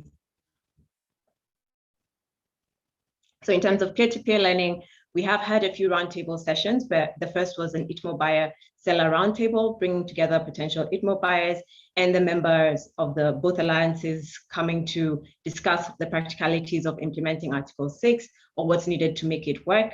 We have had sessions where we go through what it would take to have a bilateral agreement between different countries around Article 6. And most recently, we've been having negotiator meetings that have been unpacking COP26 outcomes. We have had sessions at the Africa Climate Week, regional workshops at the CPLC, the Carbon Pricing Leadership Coalition, and I4C sessions where we have collaborated very much with the West African Alliance, from which we do get a lot of inspiration as they have been around longer than us. Next slide, please. So coming to the core of the topic today, which was around institutional requirements, we did do the study that assessed existing institutional structures for suitability in implementing Article 6 activities in each of the countries in the alliance. And we identified capacity gaps and recommended measures to fill these gaps for each of the countries, but also condensed it into a regional document. So we have a synthesis report, which is also available on the website. It has facilitated country-to-country learning as well, combining all the lessons from the different countries. Next slide, please. So we've seen that in terms of institutional and regulatory developments required, there were 5 key areas that we wanted to highlight where there's quite a bit of support that's required. And that would be in authorization of transfer of ITMOs, application of corresponding adjustments to avoid double counting, reporting and tracking requirements for the transfer of ITMOs, sustainable development with regard to national priority strategies, your NDCs, and environmental integrity. It is good to note that there is no legal policy or law currently directly related to Article 6 at the moment. So that was a bit of a challenge, but we'll see how it can be tackled moving forward. Next slide, please. And I think we've seen quite a bit of this in the previous talks that we've had today and in the first session. So authorization and application of corresponding adjustments. On a very initial step, it needed national decision on the lead institutions to take on the responsibility. And now that we have the decision, it's very clear that in most of these countries, the relevant institutions are taking up this responsibility. And they do need domestic authorization procedures. So having different procedures for different 6.2 cooperative approaches will be inefficient. So we did recommend having a standard set of authorization procedures for most of the 6.2 cooperative approaches. So development of the procedures, of course, is directly linked to the reporting, the BTR, as we've seen in the previous presentations, and the NDC accounting. So regarding to corresponding adjustments, we do need to develop the tools for performing this, as well as the procedures, and linking it, of course, to the reporting as well. Lastly, we did see the need for capacity to actually perform this within the relevant institutions. By this, we mean the actual human resource capacity and a training program that will go through the technical details over time in terms of the complexity of these issues like corresponding adjustments. Next slide, please. Great. So when it comes to reporting, we have seen that there's a lot of information that is required. So of course, it's linked to what I just talked about with authorization. It will capture what's transferred, acquired, held, canceled, used, and the corresponding adjustments. So similar requirements for each country are needed, because they'll be reporting based on the same issues. So it's good to develop guidance and reporting templates for this. You can have a basic template to start off with, and then of course tailor it to your national institutions and setups, because each country has different ways of doing things. But it's good to have a basis so that you can have a common understanding of the issues at hand. So early action in Article 6 piloting can serve as a starting point, and we've seen such great examples from the JCM from before, and also the standard crediting framework that has been undertaken in the region in Rwanda. And is carried out by the World Bank. Next slide, please. Great. So then now when we move to registries and infrastructure, we're looking at the registries. And what the study did, it looked at what was already existing and what was to come. So we could see that there's going to be the national registry that is needed by each country, and an international registry as well. And also for countries that do not have a domestic system, and the World Bank warehouse, which is based on the blockchain technology, served as a good example to look into. So it was recommended to have an interim solution while some of these registries are being set up, especially the UNFCCC ones for the countries that don't have domestic registries. And the design of these systems can actually be looked at from either a basic system, which is Excel-based, or a fully fledged registry, which is a bit more complex and definitely costs more. But to start off with, since the carbon market activity is also not so much, the Excel-based systems could act as a really good interim solution as we finalize on the other registries that are coming in.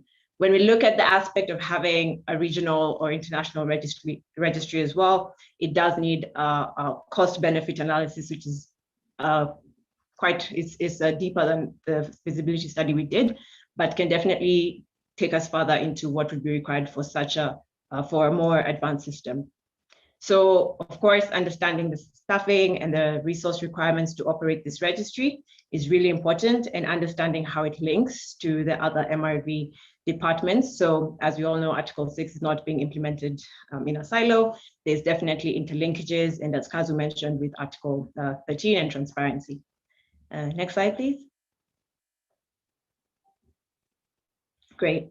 So then we were asked to look at also how we can look at the transition to Article 6.4 and CDM transition. So beyond just transitioning the activities in the units, which is something that was required for the member countries, there were a lot of POAs as well. We also looked at the institutional procedures that needed to be transitioned as well. But we also looked at two key areas that are of importance in this aspect, which was environmental integrity and the sustainable development. So under environmental integrity, there was a need to approve approaches for baseline setting and to review additionality. And of course, to continue with the standardized baselines, which did prove to be quite efficient for the region and have been quite useful, especially for different sectors like energy, and where we have the grid emission factors. So, and then same as previously, having the human resource capacity to make sure that we can definitely go through all this in the relevant ministries and environmental authorities. Regarding sustainable development, we do need to develop the criteria to evaluate the projects with respect to the NDCs, and of course, taking into consideration how the the country views sustainable development, to come up with procedures to explain how the countries promote this, establish the process of how they're actually assessed and approved, and also aligning this with the SDG reporting that's also going on in other ministries in that respective country. So all in all, there's definitely a lot of country capacity that needs to be built upon, but we have prepared definitely the key areas along these 5 points that I mentioned beforehand. Next slide, please.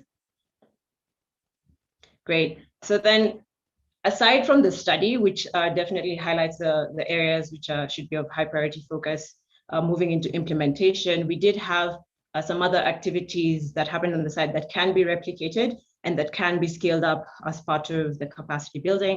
And the first one was the corresponding adjustment training. So it was really great to see the example that I just put forward, because we had a similar session, but it was more introductory, where we explored the concept of corresponding adjustments. It was open to all the alliance countries. So we did have representation from the 7 different member countries, and we explored the different methods. And we also had an exercise and had a draft template, and we used the Excel sheet to come up with calculations, to do, apologies, to do the pros and cons. So it definitely required dedication to more technical sessions, but in terms of actually understanding what this concept of corresponding adjustments was, especially before the decision of Article 6 was coming in, was really good in terms of preparing the countries to know what it is that corresponding adjustments could likely entail, especially for their countries. So this is something that can definitely be tailored into a more dedicated program and undertaken for the public sector participants. Yes. Then the other activity was the carbon markets training that we had for young professionals. So this was a request that came out of Kenya, but we did open it up to other youths from the region. So we did have participants from Uganda and Sudan. And aside from the basics of carbon markets, which you're teaching in Article 6, there was an indication in the needs assessment that they wanted to understand how the country itself can benefit and how can take part in this carbon markets from a career perspective. So there definitely was an opportunity for local verification institutions and having local verification auditors coming in to partake in the carbon cycle and helping to reduce with the transaction, to reduce the costs along the cycle, but also having more project developers as well coming in from the region. So it was, even though it was tailored to that particular group, it can be replicated to target other groups, maybe gender, you can use gender aspects or other vulnerable groups, but ideally it's to make sure the region has a way of actually actively taking part of this to see the benefits in a skill force coming out. Next slide, please. Great. So I think I've reiterated a lot about the authorization and the procedures needed, but all in all, this is anchored also to policy. So as I mentioned before, there are no policies directly linked to Article 6, but at least some countries, say Uganda and Kenya, already have climate change acts. So there's definitely ways to anchor in new policy. So each country requires very specific implementation strategies and roadmaps that prioritizes these activities, details the stakeholder consultation, and has the activity deadlines. Importantly, because we don't want to fall into that trap of falling behind, as we saw with, or getting in later, as we saw with Kyoto. So you can work on this hand in hand. And it's good to see that there are already Article 6 coming up in the different countries.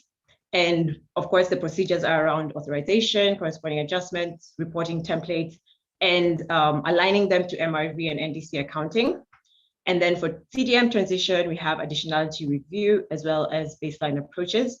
And then for registries, we do suggest having interim simple registries for the moment, which could help with tracking the activity in the region. And also just to highlight, I think I forgot to mention this before, that the region has also had quite a bit of voluntary carbon market activity. So it is something that has to be considered in that policy and procedure development.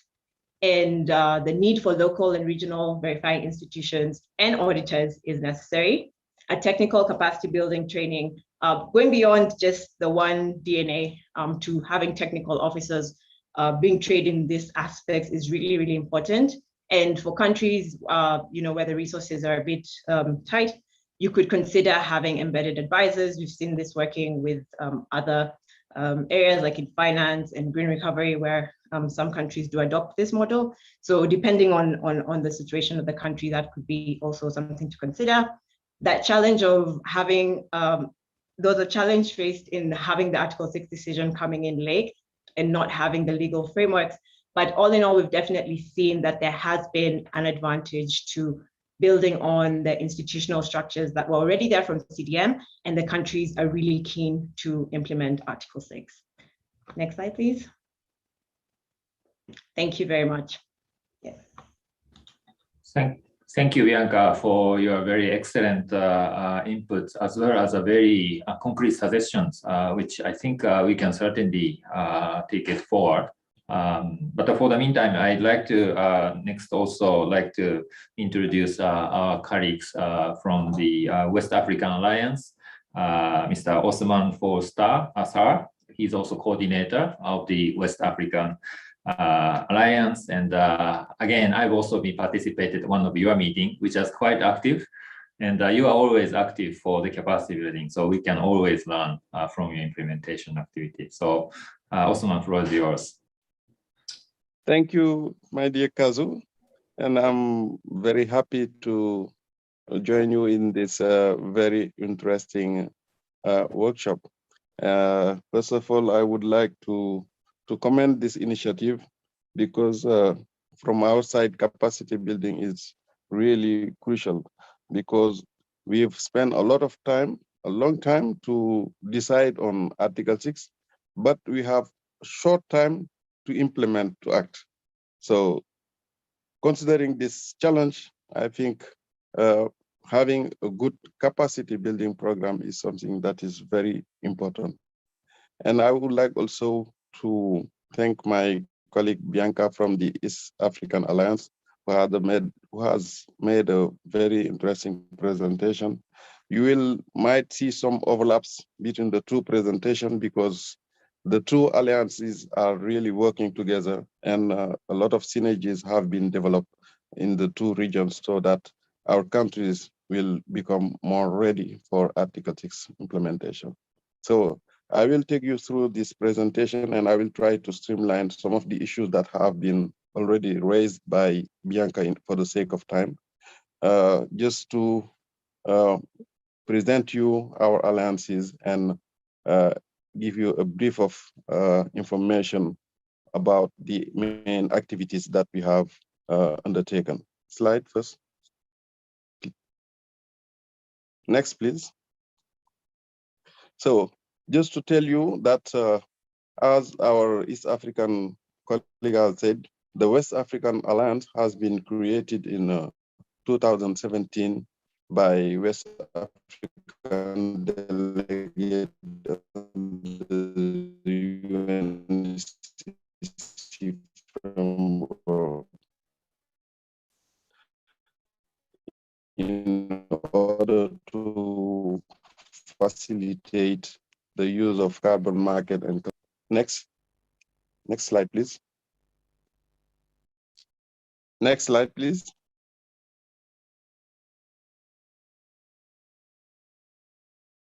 Okay. We have almost the same objective than the East African Alliance when it comes to foster active participation of West African delegates in UNFCCC negotiation, promote access to market mechanism and climate finance opportunities, pilot transition of CDM-related capacities and activities to the Paris Agreement, and also boost Article 6 readiness in the sub-region.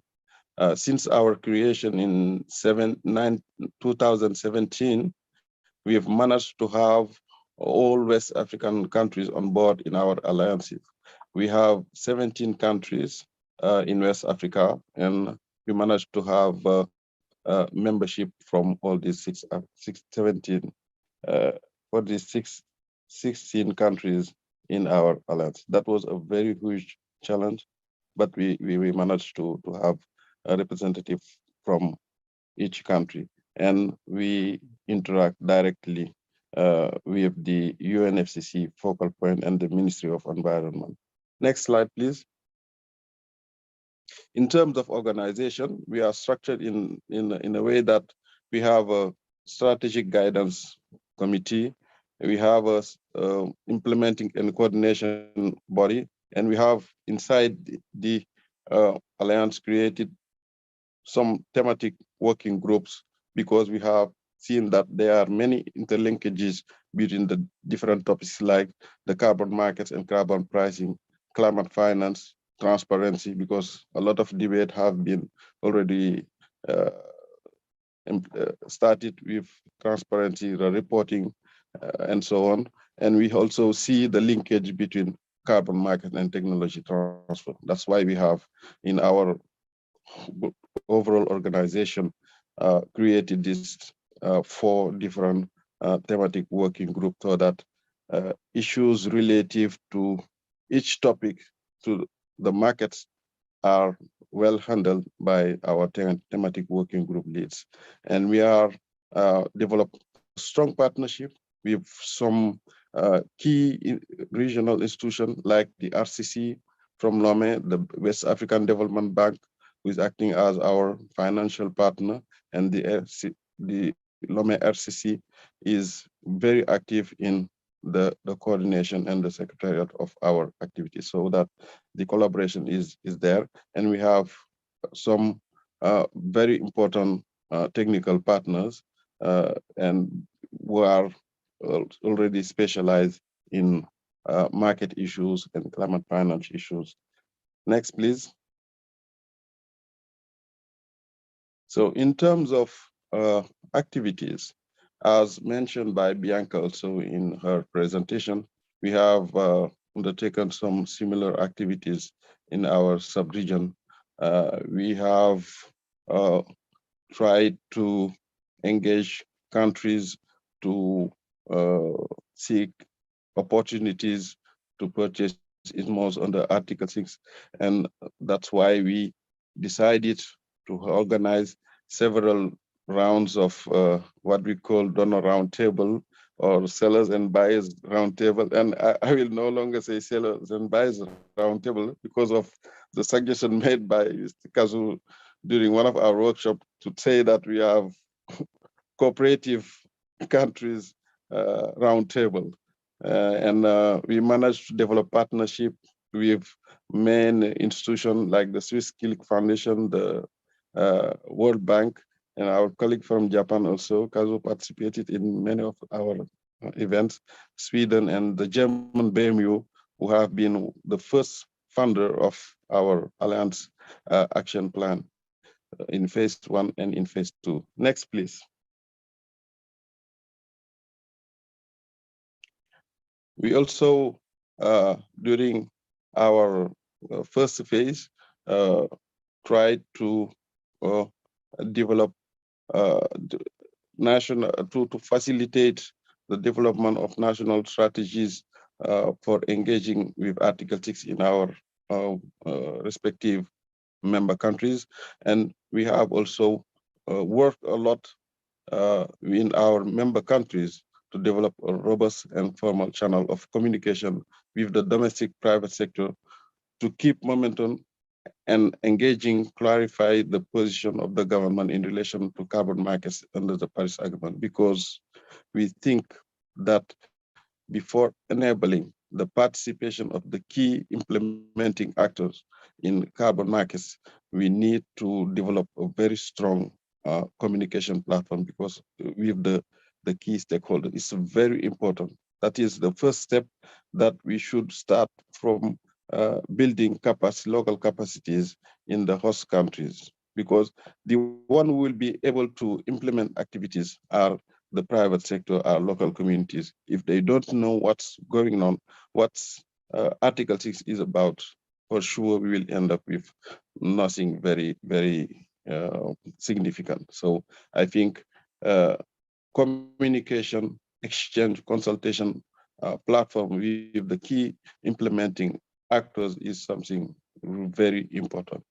What we realize that is key also when we want to engage in markets, and we need to link carbon markets to country indices and maintain the overall credibility of the country as a supplier of quality international tradable mitigation outcome. This is very important because we have different set of indices, and in most of our countries we have indices with unconditional component and conditional component. How to deal with this when it comes to use markets, how to deal with this when it comes to MRV. So these are issues that we need to understand very well before engaging on carbon markets. And we thought that it was very important to inform all our members and also to facilitate the interaction in the host country, so that at the end of the day, they will all understand what are the key challenges before engaging on Article 6. Next, please. And also considering the fact that in our specific sub-region, we have a very enabling environment in West Africa, because from a political and economic perspective, West Africa is closely intertwined. We have the economic community of West Africa. So many countries are working toward to have a vision on a borderless region, harmonized policies. We are working to have a single currency, and we have an integrated market, and we decided to have an integrated answer to climate change. This is the political will in our sub-region. So we need to take this into account and to use it as a main force to implement our engagement on Article 6 on market and climate finance issue. See, this from the West African Alliance point of view, we think that this is very important to have this political buy-in, so that at the end of the day, if we decide to go as a region, that is our ultimate goal, to have this regional approach. We are starting from country to country, but at the end, our main objective is to have a common movement from all the West Africa region. It's a real challenge, but we are working on that, and that's why we are partnering with some key political institutions like ECOWAS in our sub-region, like the West African Monetary Union, and some other institutions.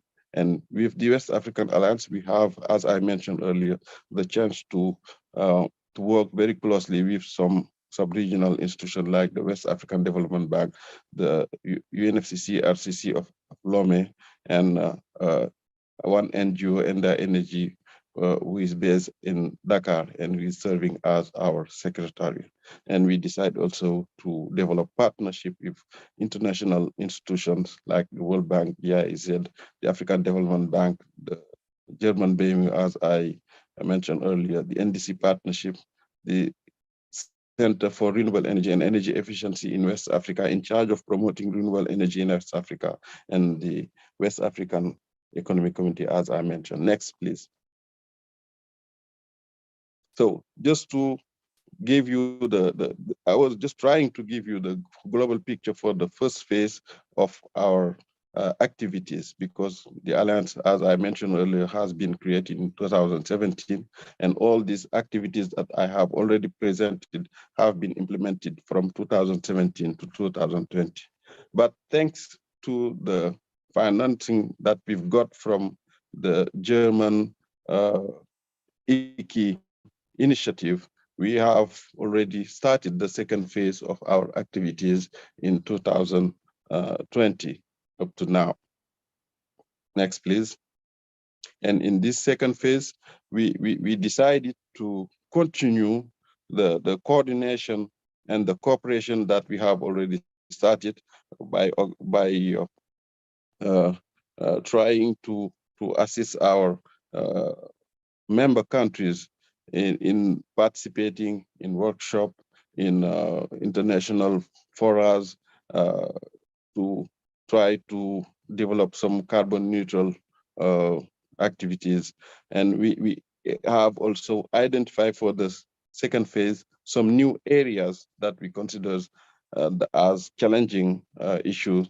For example, access to finance, and try to see how we can facilitate the matchmaking between project and climate finance providers, how to develop guidebook, policy brief for our negotiators. But we will give a stronger emphasis on supporting countries in their readiness process to Article 6. Because in the first phase, I forgot to mention it, we started to assist the countries to get ready for Article 6. Because of the lack of resources that we have, we launched a call for proposal, and we selected 2 countries, Nigeria and Togo, where we started the readiness process at an institutional level, at awareness raising level and capacity building level in these 2 countries. But unfortunately, because of the lack of available resources, we could not cover all the 16 countries, and they all submitted requests that they want also to be supported in this readiness process. Next. So next slide, please. So that's why in the second phase, we are putting more focus on how to assist our member countries in their readiness process to Article 6. So this is just to explain you that since 2018, the West African Alliance has always been very active in building capacities and preparing our member countries to get ready for Article 6. So that's why we are insisting in the fact that any capacity building program for our region should depart from the existing experience that we have and the effort that we have deployed on the ground, and to develop complementarity and synergy in order to better structure the future intervention of the RCCs. So some activities implemented by the West African Alliance in our member countries that are willing to participate to Article 6, we can list some of the activities, and I will not go into some of the detail because we have almost done the same than the East African Alliance. We have organized several technical workshops on corresponding adjustment, CDM transitioning, baseline and additionality, and carbon pricing. We have organized these roundtables, and we have started also a broader readiness support for our 16 countries. To be able to do that, we started the work by doing a kind of readiness need assessment for all 16 countries. We've administrated some questionnaires, we've interacted with local UNSCC focal point to assess the level of readiness for our 16 countries toward Article 6 implementation. And at the end of this process, for Article 6 operationalization, we have also working on developing a support platform for all member countries, so that ad hoc help can be provided to our member countries when it comes to implement Article 6 project. We have also worked on having in each country, we managed to create what we call a community of practitioners on MRV in general, and MRV is also linked to Article 6 implementation. We've been supported in this process by the Canadian government, and I think this have been a very interesting experience in our sub-region, because in all 16 countries of West Africa, we managed to have this communication platform where all key stakeholders engage in the NDC implementation can interact and can build their capacity on MRV, because we all know that MRV is something very important. So this is a strong basis that we have already in place that we can use to continue this capacity building process. But in terms of challenges, we have faced some challenges and some lessons can be learned from our experience. First is the lack of resources that we had from our West African Alliance to cover the whole country, because needs are very important, gaps are very high, but we have very limited resources to cover the whole 16 countries. We have also noticed that the different countries are, many countries are in different level of advancement and readiness. So we have some early movers, and we have also some countries who are just starting with a big gap of readiness. We have also identified the lack of awareness in most of the countries. The private sector, who can be a key player in markets, is not most of the time well informed about Article 6 Article 6 rules, and with this uncertainty of CDM project to how they can transition from the KP to the Paris Agreement, and a lot of questions they were asking. So this means that there is a lack of awareness in many of the countries that we have assessed. Weak institutional arrangement, that is the same almost everywhere in the sub-region. Lack of communication, lack of policy, regulatory framework, Article 6 strategy in almost all countries, and lack of also of local expertise in project development, and also lack of potential DOEs, validator or verifier. So this is issues that we have already identified as key main challenges in our region, and we expect that with a strong capacity building program, we can overcome all these challenges, and we have started working on. Next. So in terms of support expected for participation to Article 6 in general and Article 6.4 specifically mechanism in our alliance member countries.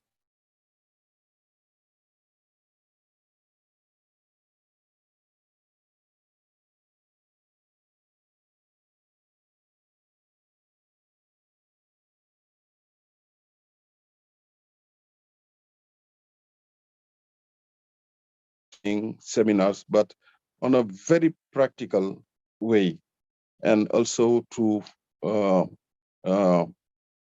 put also a greater emphasis on some pilot activities. We have the chance to have already started some pilot experience. I can give some example. For example, in Senegal, in the past we have started piloting the GCM.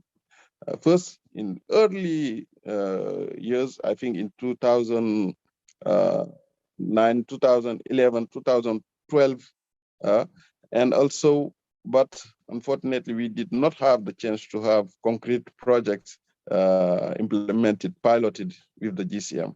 We have also started piloting the standardized crediting framework in 2018 in Senegal, in 2019.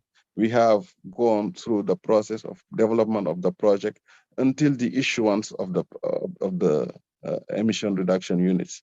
But unfortunately, with this mechanism that we tried to pilot with the support of the World Bank, we could not go to the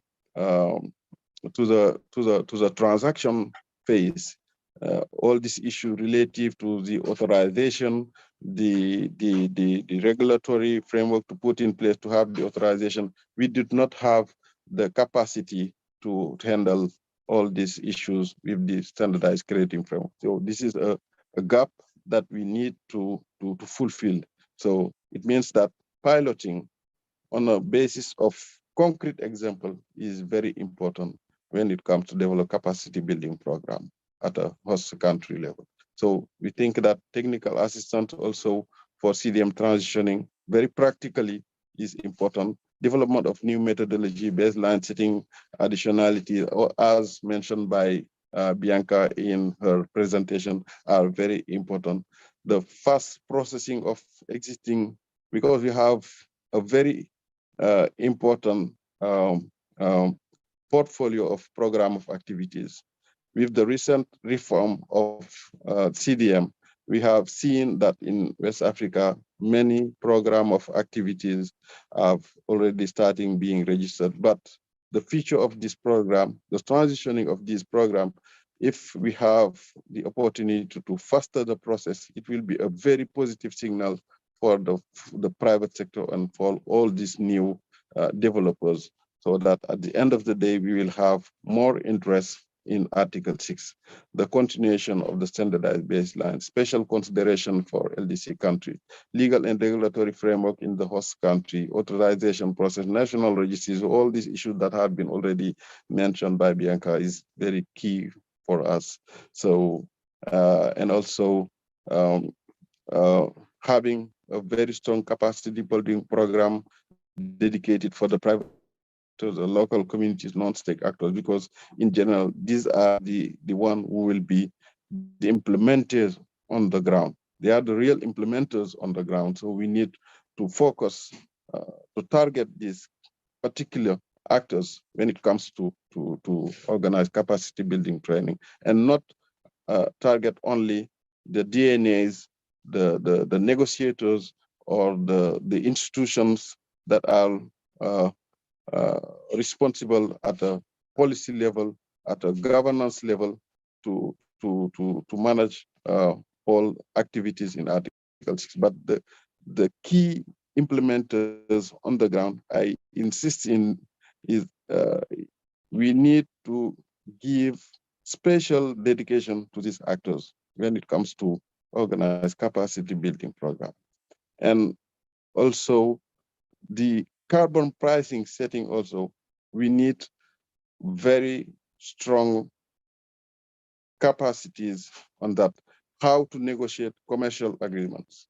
Because in most of our countries, we have started engaging 6.2 interaction with the Swiss Click Foundation, Swiss government, with some other government, and many countries are interested in having ITMO project in our sub-region. But which price should we put on the carbon?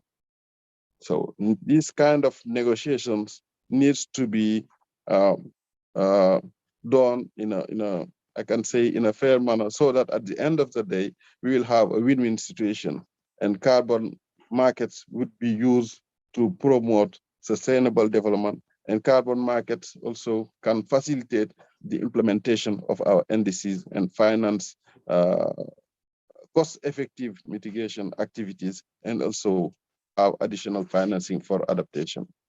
How to link carbon markets and climate finance? This is a very, very interesting issues that we need to focus on, because financing of investment related to mitigation activities is a very big challenge in our countries. We can have a very important potential, but we lack resources to mobilize funding for the investment. But how to link this investment funding, this climate financing in general, to carbon markets is something that we need to dig deeper. And we have some concrete example in our sub-region that we can share later on. The MRV for Article 6, I will not take along on this, because we have already discussed a lot in terms of reporting, in terms of having the resources, the technicalities, and the institutional framework.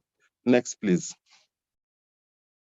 So in a nutshell, this is what I wanted to share with you, and we are ready to go deeper in some detail, because for the sake of time, we managed to summarize everything. Thank you. Thank you, Osman, for your, again, comprehensive, quite detailed, and also quite specific suggestions. I think we could learn quite many things from your implementations, especially you have been started since 2017. And I couldn't agree more that we spend a lot of time for discussion, so we should spend more time for the action and implementation. So thank you so much, Osman. And again, we have a quite full variable inputs for this. So maybe I just touch upon some of the key takeaway, at least from my point of view. So just allow me to share that. I think both Bianca's presentation as well as Osman's presentations, again, we asked the more specific questions around how the institutional arrangements could be developed and how the participation for 6.4 mechanism could be facilitated. Again, Bianca, both and Osman mentioned quite a specific suggestion. So of course we will reflect this. But the one thing which is clear is we definitely need to develop domestic authorization process. I think that is the apply to all. I think we need to develop the processes for the authorizations as well as institutional arrangements. For this, I think 5 areas that which are suggested by Bianca is quite helpful. At the same time, there is several support which is available, such as assessment of the institutional arrangements, as well as I think previously Pedro mentioned about those modeling and support for strategy for NDCs. So when it comes to development of those domestic procedures, I think we should also think about what kind of support could be complement to move this development process forward. Another one is also the reporting. Again, I think the Bianca also mentioned about this. We need to develop some guidance as well as a template for the reporting. So we expect the more guidance is needed, and then some template will be helpful. So for that, I think previous presentation by, for example, Isis mentioned about there is some templates has been developed. So these could be used as a way to really accelerate this process. Another point I also, again, found quite interesting is the infrastructure, particularly registry. I think Bianca suggested that some interim measures, such as use of Excel sheet as a short term, and then later on we can apply the full-fledged registry. I think that is a really practical way of addressing this issue. While we need to wait some time to develop some infrastructure development, but at the same time, again, we are already in the implementation stage. So some of the mechanism has already developed some templates or registries. For example, JCM has also the Excel-based registry system, which could be applied or used or shared. So I think this kind of a practical suggestion is quite interesting, at least for me, and I think it will be something to be first explored. And also the participation to the 6.4 mechanism, I also found Bianca's suggestions related to the environmental integrity, relation to the SD, sustainable development, and also the NDCs are all important. So I also expect that some procedures needs to be developed within the government, within the domestic context, how they need to be assessed and what is the procedures, what is the criteria, and so on. So I think we can build on this experience of CDM, and also we need to strengthen those areas. And another point, I also found that duplication and scale up, which is a really important when it comes to the Article 6 implementation. So I wanted to maybe coming back this later, but maybe we can think about this kind of regional training to work together with RCC to scale up or replicate for other areas, other regions, and the use of the existing training modules or templates to really replicate and how to scale up. I think this is really important points, which I see is really important.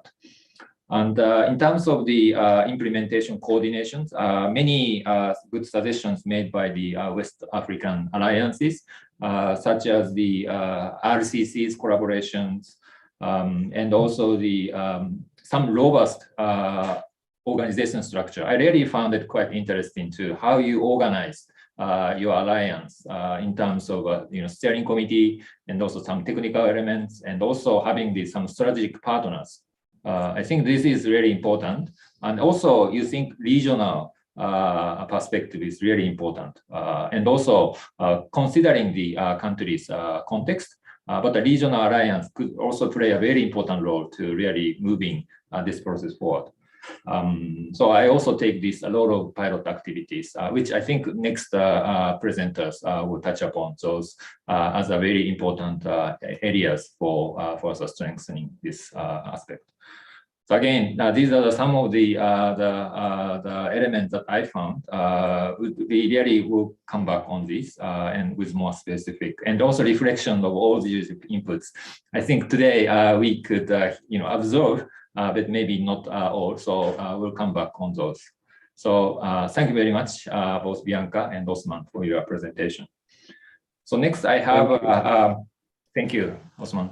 So going to the last topics, which I think we have a more slightly different angle from the perspective of the those who will be providing support and also providing as a partnership to work together.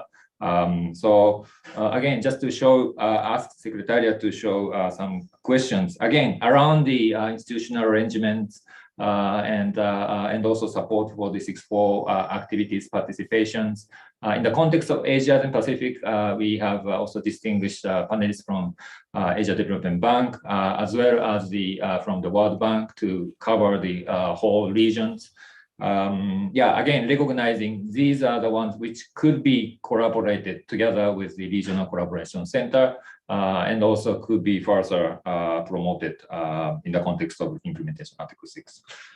So with this introductions, I'd like to introduce again dear colleagues from ADB, the Virendra Kumar Dugar, who has been also long working in this field since CDM period, and then has been a quite a supporter for the supporting of the capacity building in the context of Article 6.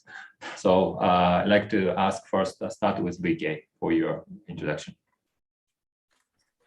Thank you very much, Kaju-san. Good afternoon, good evening, colleagues, ladies and gentlemen. I'm truly delighted and honored to be present here today, the second international conference on implementing Article 6 of the Paris Agreement. I've been listening to the previous presenter with a great amount of interest, and I must say that a lot of ground has been covered. And in that context, my intervention or my role has been made quite easy, but I'll still try to contribute my 2 cents. But before that, I would like to extend my gratitude to the organizers, the Ministry of Environment of Japan, and the Institute for Global Environment Strategy, as well as the other supporting partners, which includes UNFCCC Secretariat, COP26 and 27. Presidencies, I can only say that this is a much needed and very timely conference, and ADB, as Kazu-san said, has been quite active in this space, and we'll be very happy to contribute to this joint learning and collaborative effort to kind of build capacity, knowledge, and also with a broader aim to mobilize carbon finance through international carbon markets under Article 6 of the Paris Agreement. So let me very quickly run over the next slide, which gives you a snapshot about ADB. Those who are not so familiar with, we are a regional development finance institution operating in Asia and the Pacific. We have 68 member countries, of which 49 are within Asia and the Pacific. These are developing member countries. And we do provide carbon finance, and we provide all support, both financial and non-financial, to help countries to alleviate poverty. And just to give you a little peep inside our operation in 2021, ADB mobilized 22.8 billion of commitments from its own financial resources. And we also mobilized co-financing equivalent to 12.9 billion US. And on the next slide, you will see how important it is, the issue of tackling climate change for the Asian Development Bank. We have 7 operational priorities as a part of our strategy 2030, and I'm very glad to report that tackling climate change is one of those 7 operational priorities. Mobilizing climate finance is the centerpiece of our strategy 2030s efforts on OP3. Just to give you an indication, we have committed to mobilize $100 billion in climate finance between 2019 and 2030. And as a part of that, 75% of ADB's operations would support climate change, both mitigation and adaptation. Interestingly, last year, we launched our new energy policy for facilitating energy transition, within which carbon pricing forms a very important part. International carbon markets as a part of that, as a very important role it can provide. And in that context, the discussion that we are having in the context of facilitating inflows of carbon finance for Article 6 assumes very important role. On to the next slide, please. Yeah, this slide gives a little introduction of ADB's carbon market program. ADB, as Kazu-san very rightly noted, we have been engaged with carbon markets for a long time. We usually, as a part of our strategy, take a holistic approach. On one side, we provide technical assistance to enhance the capacity of the policymakers, various stakeholders, including the private and public sector participants. And on the other side, as a development finance institution, we design and manage trust funds to mobilize carbon finance. So technical assistance to enhance the capacity and trust funds to mobilize carbon finance. And this is the structure of our ongoing carbon market program. As you can see that we have a technical support facility through which we are supporting our developing member countries to promote the life cycle management of the fluorocarbons, which are one of the very, very potent greenhouse gases. And then we have Article 6 support facility. I'll walk you through with a little more detail, but this facility is designed and being implemented to enhance the readiness of our developing member countries in Asia and the Pacific. On the trust fund, of course, we continue to manage the Future Carbon Fund under KP2 period that facilitated inflow of carbon finance to CDM projects, some of which probably could also transition under Article 6. But we have been since 2014 managing the Japan Fund for the joint crediting mechanism. And in that context, we have been as an institution supporting JCM projects. We have a portfolio of 5 JCM projects, which are operating very successfully. So we have a good handle over how JCM projects can be designed and actually implemented. We have been doing capacity building work in support of JCM. And at the last COP, we launched a new carbon fund. We call it Climate Action Catalyst Fund that will, as in the past for other trust funds, will mobilize carbon finance through transactions to purchase ITMOs for the financing partners. And in that context, will support the developing member countries to support mitigation actions that they would not have been able to do that otherwise. So this is the broad contours of the carbon market program that we are operating at the bank. On the next slide, let me very quickly give you a snapshot of what is Article 6 support facility. So Article 6 support facility we established in 2018. It is a $5 million technical assistance with 3 very important pillars of support that we are offering. We support our countries to build the policy framework to operationalize Article 6. The second one, we support countries to build the infrastructure, the institutional infrastructure that is going to be required to operationalize Article 6. And finally, we are supporting countries in conducting pilots under Article 6. So these are the 3 things that through which we will continue to provide support. We are already working with 7 countries, and different countries are at different level of the support that they're getting. But one thing I can tell you that there is a growing momentum in the region. There's a growing amount of interest in the Article 6 support facility. And one of the important things and one of the important lessons that we have learned so far is that the country context.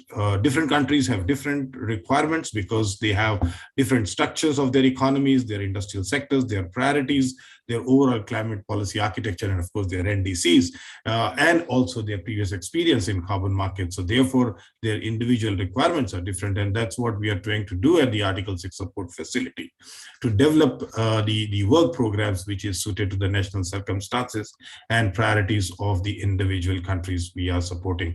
So on the next slide, please.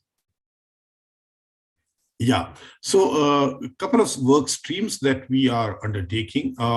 First, let me give you a little peep into the regional work that we are doing under Article 6 support facility. So a couple of things that we are doing. Next slide, please. Yeah. So one is that what we have done under Article 6, and that has been quite very well received, is to enhance the capacity of policymakers to understand how do Article 6 and how do carbon markets sit in the overall climate policy architecture. And this is what we have done through a 4-module training program. And this is ADB's own training program through which we take these policymakers through with a wider understanding what the climate policy architecture looks like, and within the climate policy architecture, how does carbon pricing as a concept sits, and within carbon pricing, the role of carbon markets, both domestic and international, and building further what is Article 6 and how this could be utilized by the countries to achieve their NDC targets and raising ambition over a period of time. So this is one part of the work that we have been doing. Other part of the work that we have been collaborating with the other institutions, for example, V20 Secretariat, to enhance the capacity on carbon pricing, carbon markets, Article 6 in V20 countries, especially the ministries of finance. Then ADB has been convening ADB roundtable on Article 6. And this is where we have been fostering collaboration among different countries and facilitating conversation on various issues. Say, for example, we have been convening meetings of the Article 6 negotiators to discuss the different technical possibilities to help them have a better understanding of what are the technical possibilities run up to the negotiations at the COP. I'm very glad that the rule book was adopted at the last COP. The other thing that we have been discussing on the ADB roundtable is the idea to have a regional carbon market alliance for in the Southeast Asia. This is an idea which has found great amount of interest. We'd like to work further. We are engaging with individual countries, and this is one of the important work programs that we would like to push through. In addition to that, we would also like to discuss some of the important elements like CDM transition and how to build the infrastructure, especially the harmonization on the infrastructure, and how different methodologies that could be kind of carried forward or utilized or even developed to support Article 6 mechanisms is something that we would like to discuss. So some of the things that we have really learned on this work stream is that, as I was mentioning, different countries have different circumstances, and therefore we need to build our work program suiting their national circumstances. What is equally important is that we need to bring about alignment between the NDCs and the regional collaboration, how regional collaboration can contribute to that, and how different countries can look at Article 6 mechanisms in the context of their NDC targets. We have also understood that the different countries have different level of preparedness, both at the institutional level and also in the infrastructure level. There's a huge capacity deficit that programs like ADBs can contribute, and that needs to be intensified, and that's where we need to collaborate and work together with other institutions. And also we have learned through our bilateral dialogue, especially on the ReadyCap roundtable discussions that we have had with UNFCCC colleagues, especially in the context of carbon pricing, that exchange of information is something very important, and countries can actually learn from each other. And what we have observed is a great amount of willingness among the countries to learn from each other. So these are some of the regional efforts that we have been doing. Please flip to the next slide. And the other stream of work is the thought leadership. We have been working with different partners to come up different knowledge pieces. Most of you are familiar that we brought the first decoding Article 6. We have brought two versions of it. Right now we are working on the third one to have a deeper understanding of the provisions under Article 6. Last year, we brought two important publications that were developed with some of the partners already present here. These publications are very well received, some very timely issues on the CDM transition. It really reflects upon how the region can benefit, which are the most of the CDM projects in the region, how how the region can stand to benefit from CDM transition, and also the JCM. Most of the JCM countries again are Asia and the Pacific, and so are the JCM projects. And ADB running JFJCM, the Japan Fund for JCM, has a good amount of insights that we try to translate by providing real life examples and how JCM could be seen and could be seen as the front runner for the implementation of Article 6.2, and countries can actually look up to JCM and start piloting, which is very important and timely issue that we need to work on at this point in time. So thank you, partners, for working together with us, and we would like to continue our work on the knowledge side. And the third stream of work on the next slide, as you can see, we'll skip this, is our in-country work. We are working with, as I mentioned earlier, working with different countries, with different work programs to meet their national circumstances. So these are some of the examples of work that we are doing: Vietnam, Indonesia, Mongolia, Thailand. So a common thing that I can really highlight is the amount of interest countries do have to formulate a very robust Article 6 strategy, and also to undertake piloting. And this is where we think countries can go ahead, develop some pilots, and use those pilots in building the policy framework, institutional infrastructure, learning from each other, and also to contribute to the development of the markets. So I know I have a race against the time, so I'll very quickly bring you to the last slide. I'll quickly bring you to the last slide, which is slide number 11, and this is where we will say that what has been our lessons. Some of the key observations while we are working with different countries.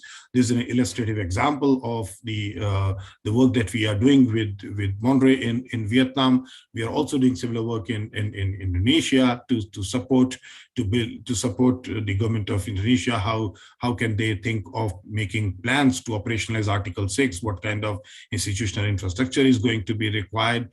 So these are the things, as I said earlier, country specific, but generally speaking, in the context of piloting, our observations are it is very important that countries build synergies between Article 6 and the broader climate policy toolbox.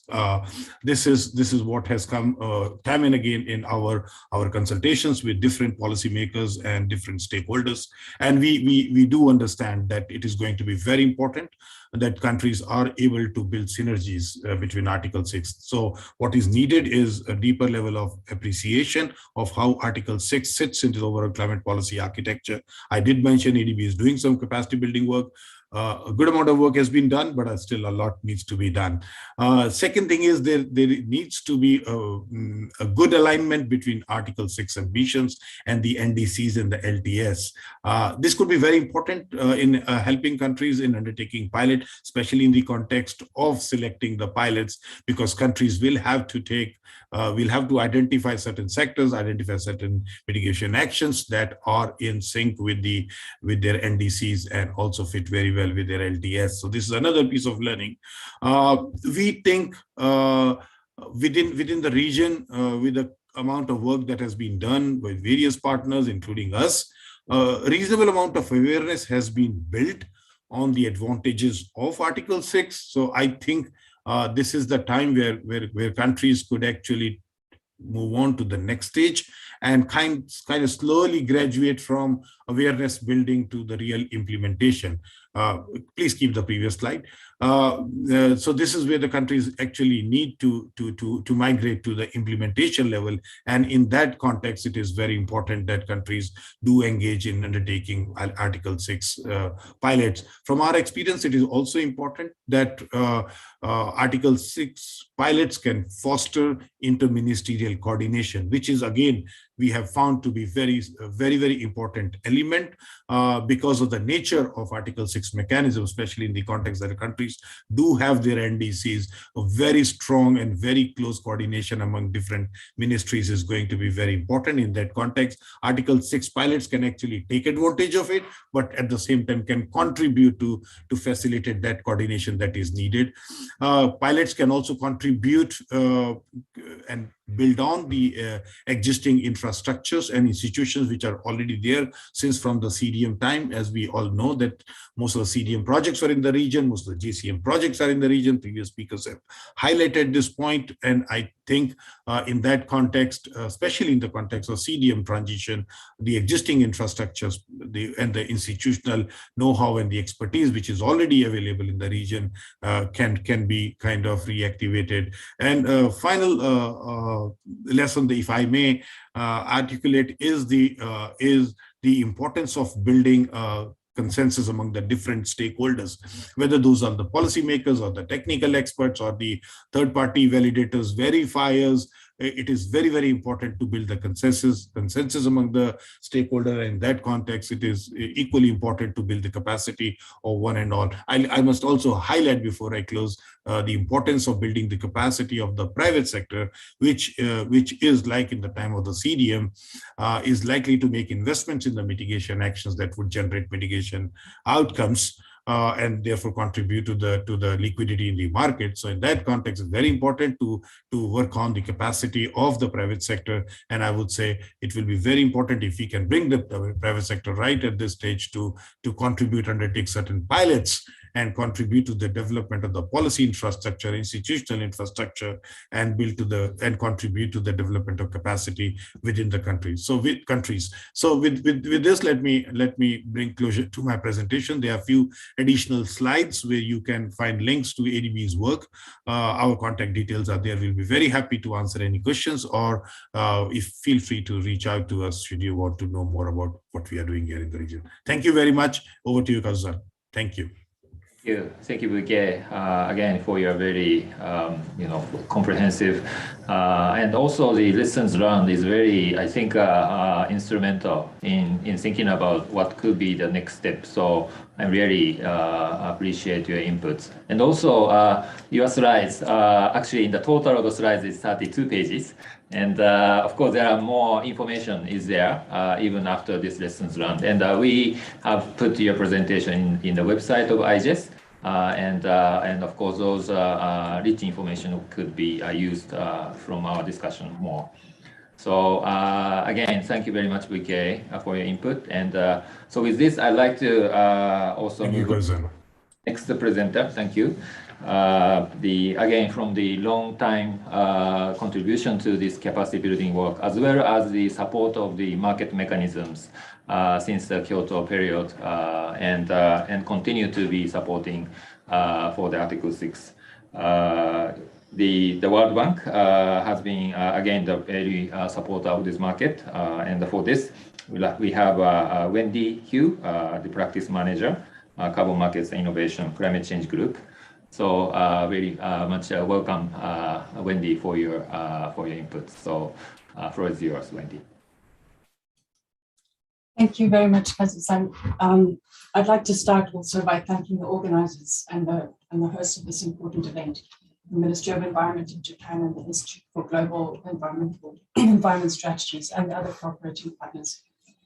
As an institution, to deliver on our twin goals of reducing poverty and boosting shared prosperity, the World Bank is committed to making every effort to support countries in integrating climate and development, recognizing that successful development depends on a coordinated approach to tackling the interlinked challenges of poverty, climate change, and inequality.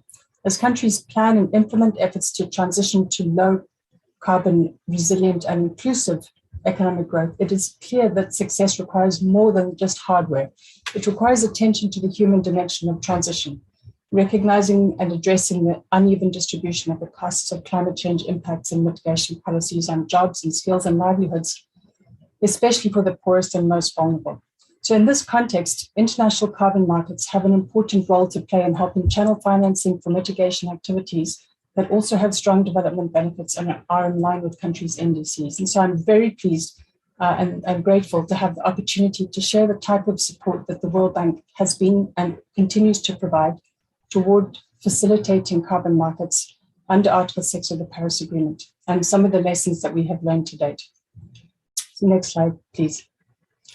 The World Bank has a long track record of carbon market development, beginning back in 2000 with the Prototype Carbon Fund. And we have played a leading role in technical assistance and capacity building for client countries. Since 2000, the World Bank has supported development of carbon markets through implementation of Kyoto carbon funds, post-Kyoto facilities, and various initiatives around the Paris Agreement, including extensive capacity building and creation of the necessary building blocks. Some examples are shown here: the carbon funds for purchase of credits, methodologies, MRV and standards development, data systems and registries, benchmarking, GHG and inventories, capacity and training. I will not go through all of them because I know we're a little pressed for time. Next slide, please. In the post-Kyoto period, the World Bank has helped sustain the momentum on carbon markets through the Partnership for Market Readiness, which, among other things, has emphasized capacity building and institutional aspects of market development. Over the last decade or so, extensive capacity building was carried out through the Partnership for Market Readiness between about 2011 to 2021. That program just closed last year. We worked with 23 countries building readiness and a number of technical partners, donor partners, knowledge partners. Over 20,000 professionals received training, and there were many publications and many assemblies, training courses and workshops. Next slide, please. As we move now to the operationalization of Article 6 following Glasgow decisions, our various initiatives on carbon markets and pricing are coordinated under the umbrella of the Partnership for Market Implementation Facility, or PMIF. And this is aiming to provide integrated support to countries. The PMIF works through 4 thematic pillars addressing different aspects of market development. We have an advocacy pillar where we host the Secretariat for the Carbon Pricing Leadership Coalition. We have an innovation pillar where we are working on a number of areas, helping to develop approaches for supporting operationalization of Article 6.2, developing methods for consistent linkage of compliance in voluntary markets, piloting digital MRV and registry systems, designing connected infrastructure for tracking credits, and leveraging climate and carbon financing to attract private capital, as well as piloting generation of emission reductions and looking to start with World Bank lending operations. We also have strong advisory support, which is under the Partnership for Market Implementation, and a knowledge platform, which includes the State and Trends of Carbon Pricing annual report, as well as a number of other things. We have also the outreach efforts, including the Innovate for Climate and supporting the regional climate weeks, which take place every year. Next slide, please. The Partnership for Market Implementation is the anchor initiative under PMIF and is the principal vehicle for direct support to countries. The PMI supports implementation of domestic carbon pricing and market instruments, as well as participation in international carbon markets. The regional program in Africa, for instance, primarily focused on capacity building needs to enable countries to benefit from Article 6 operations. We're currently, the PMI is a relatively new program that just launched last year. We're currently preparing support to over 25 countries, 9 countries to help with implementation support, 8 countries to support readiness activities, and we have targeted support for regional or national or subnational jurisdictions, focusing on harmonization of infrastructure and adoption of innovative tools. And there we have are supporting at the moment, or about to support 5 countries in Africa and another 4 countries in Latin America. Next slide, please. So the capacity building for international markets, international carbon markets, is a major part of the PMIF. And here, one of our big programs is the Climate Warehouse Program. It develops processes and tools that help to build demand and supply for mitigation outcomes, including the needs of creating enabling environment for carbon trading. And here, just to emphasize a few things, the Climate Warehouse Program tries to help conceptualize and prototype products for carbon markets, focusing on how to stimulate supply of emission reduction credits. There we're looking at generating mitigation outcomes from the World Bank lending portfolio. We also focus on how to catalyze demand and transactions. And there the program looks at design of financial instruments and products. We have also an effort on connecting infrastructure for tracking and recording mitigation outcomes. And this is work that we're doing on a climate warehouse public data layer that would allow different registries to be able to be linked and share the data of the transactions in a public environment. And also various aspects of creating an enabling environment for international carbon markets. And here we're supporting the Climate Market Club, which has the objective of informing the development of regulatory frameworks and institutional arrangements through convening stakeholder discussions to identify some of the key questions and then helping to develop approach papers on these topics. Next slide, please. The Climate Warehouse and the PMI work with other stakeholders and partners to help establish an end-to-end digital infrastructure that will contribute to ensuring security and integrity of the international carbon market transaction and to provide robust accounting and reporting. The vision here is to support end-to-end automated and digitalized systems from beginning with the mitigation project monitoring, looking through the reporting and the verification systems, to the registries, and then to the market infrastructure through the Climate Warehouse. Really looking to try to support automation of processes on a digital platform, with the objective being to help increase transparency and integrity, and also to reduce the costs and time between the generation of emission reductions and competing transactions, which we see as an important input to helping the markets really take off. Next slide, please.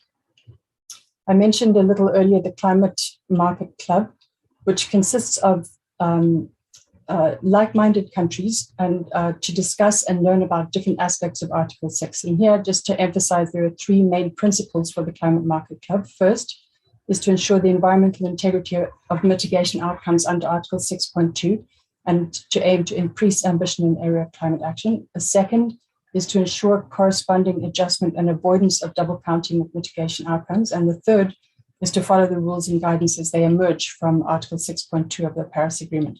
And so far, it involves 13 government members from countries that are likely to be buyers or those who are interested in primarily selling. Also, several non-primary members representing different stakeholders in the process, and with the World Bank and other multilateral development banks acting as the secretariat. Next slide, please. While the experience of Article 6 is still relatively recent and only a few pilots are ongoing, some lessons can be drawn from the work done under previous World Bank initiatives. And I just wanted to mention a few here. So one of the key lessons we've learned is that countries' understanding of Article 6 rules and the government role in implementing this is rapidly evolving. But there are still major gaps in understanding on what is needed to be put in place at the domestic level. So facilitating exchange of experience from the initial pilots will be really important in helping to fill this gap. We've also seen that domestic level infrastructure, particularly registries and capacity building, are top priorities for many countries. And I know this has already been talked about today, even for those countries that have Kyoto markets experience, because there are a lot of differences with the Article 6 framework. So coordinated efforts among development partners and initiatives will be very helpful in providing comprehensive support. And we see here that the use of new tools such as digital MRV can really help in creating the necessary infrastructure at much less cost and effort compared to the past. And third, support is needed for countries in prioritizing identification of sectors and mitigation activities to be eligible for international market transactions. And I think here we see that uncertainty in this process will lead to a slowdown in the cooperation and the involvement in Article 6. So I think that's a key area as well. Next slide, please. Just a few further lessons. Rapid assessment of initial needs through available tools, and there are some tools that already exist, can be very useful in the preliminary decision-making process without investing too much time and resources. However, the availability of data and information for such assessments remains a challenge that still needs to be addressed. Also, establishing a policy framework and legislative and regulatory support is very important to facilitate countries' participation in international carbon markets. And finally, design of enabling policies and frameworks and institutional arrangements for various functions, including authorization, interministerial coordination, accounting and reporting, needs to take into account very much the specific country context, including the level of political buy-in and policy-making approach and institutional culture. So I realize that many of those same conclusions have been raised by different participants and speakers. So it's heartening to see that there's a lot of similarity in terms of what everybody is seeing is needed and what we're hoping to support. So I think that's been very useful. And then the last slide, really just in conclusion, the requirements and the initial lessons mentioned here have informed and are the focus of our World Bank initiatives. And these are informing how we design our support. And we're really looking forward to close cooperation with partners in providing further support to countries. And we welcome interested countries to discuss possible ways in which we can contribute further to building capacity in this area. And here you see some links to some of the programs that I mentioned today. I'm sorry that was very quick, Kazu-san, but I think we are running out of time. So I hope that was okay. Thanks very much. Thanks, Wendy, again, for your very comprehensive and again, very wealth of experiences, as well as innovative and piloting activities, which I think we all benefited from the implementation by the World Bank. So again, time is running, obviously, and maybe with the interest of time, I may also just continue to ask my another dear colleague from the International Emission Trading Association, the CEO Dirk, who is providing us the views of private sector as well as the perspectives engaging in this climate market from the Kyoto era and also long history of understanding the context and for the needs for capacity buildings and needs for the private sector involvement, which has been mentioned by many previous speakers. So floor is yours, Doug. Thank you, Kazu-san, and it is a pleasure to be with everyone. And I know we're at time, so I'm going to try to work through some slides relatively quickly here, just to give you a bit of an understanding of the private sector orientation, at least as we see it at IETA. So let's go to the next slide. And as we do, I do want to thank the organizers. I'm so happy this is happening. And I hope I can, again, add to the conversation, bringing some private sector perspective. Overall, I think the business community at COP was quite relieved to get an outcome on Article 6, thought it was a very good compromise, an inclusive agreement that sort of has something for everyone. And that's why I think it's gotten an enthusiastic reception within the business community around the world. And it's because of those strong attributes around environmental integrity involving participation requirements, this good solid accounting and with corresponding adjustments, and also the efforts to improve baselines to ensure that there's integrity in the system. Obviously, there's some early liquidity potential with the CDM transition units that come across. Those are well defined and finite in number, so that's something we feel like the market can work with. I think the market's also, market participants are taking a lot of interest in understanding how the Article 6 provisions may interact with voluntary carbon markets, which have been operating quite in an important space over the last decade. And I'll come to that in just a moment. But I do think that the business community is ready to get on with it and feel some urgency just because of the lead time that it takes to get projects up and running and approved. So let's move on to the next slide, and I'll talk about a few more specifics. And first of all, this is just maybe to give you an understanding of where the business community is coming from. There is a kind of an understanding on the left-hand side of the slide that for some companies in developing countries, you may have more mitigation potential that is cost effective than you will use in your own NDC. And the companies there may have additional potential that they could develop and bring to market internationally. So there's obviously an opportunity to create new revenue streams for those companies. And On the other side, for the buy side, there is potential for saving money and remaining competitive. So it's sort of both important for both communities. But I think for policymakers, it also has the potential to inspire greater ambition because it's more economically efficient. And I think that's really the goal that many of us have in use of Article 6.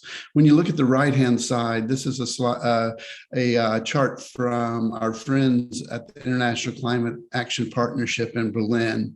It's sort of a government version of AIDA of many of the governments that are working on carbon markets, and they track the pricing performance across markets. And you'll notice that on the right-hand side of the slide, there's been tremendously rising activity in carbon markets as tougher targets take hold. And this is most notable in the EU and the UK, where we've seen prices spike to nearly $100 a ton. So high 90 euros, 97, 98 euros, although it's settled back down now into the 60s.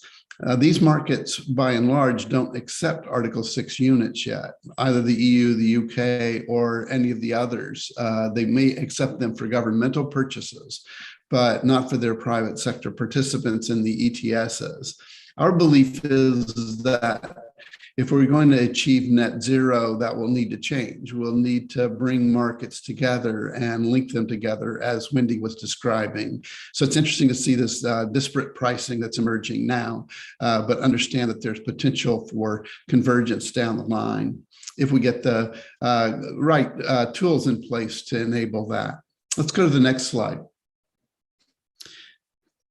I want to talk briefly about, again, private sector perception of open issues. I think the private sector broadly is looking for prompt implementation. So we'll be watching closely how the 6.4 supervisory board gets set up.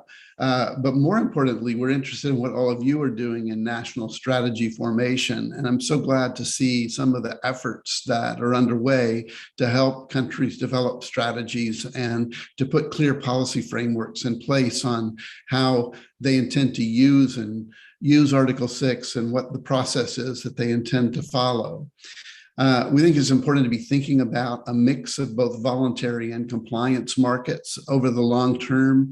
There are several voluntary market initiatives underway to drive more integrity in voluntary markets, leaning on the good policy architecture in Article 6.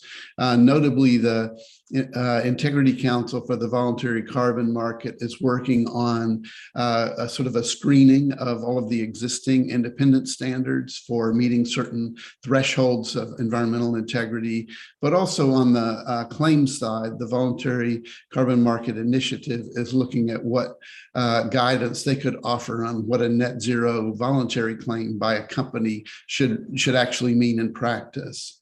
So this is going to intersect with Article 6 and NDCs because we'll need to ensure that countries are first and foremost meeting their own NDCs, but that they can use Article 6 to contribute to further achievement of the Paris Climate Agreement. A lot of this is going to come down to the authorizations for use and commitments to undertake corresponding adjustments. I think it's going to be important for us to get clear plans and processes and actually common instruments developed for these things so that everyone knows what a good letter of authorization looks like, or maybe it's an automatic thing that happens in a database, but that we can see with clarity what this authorization looks like and that you can rely on it in terms of contracting.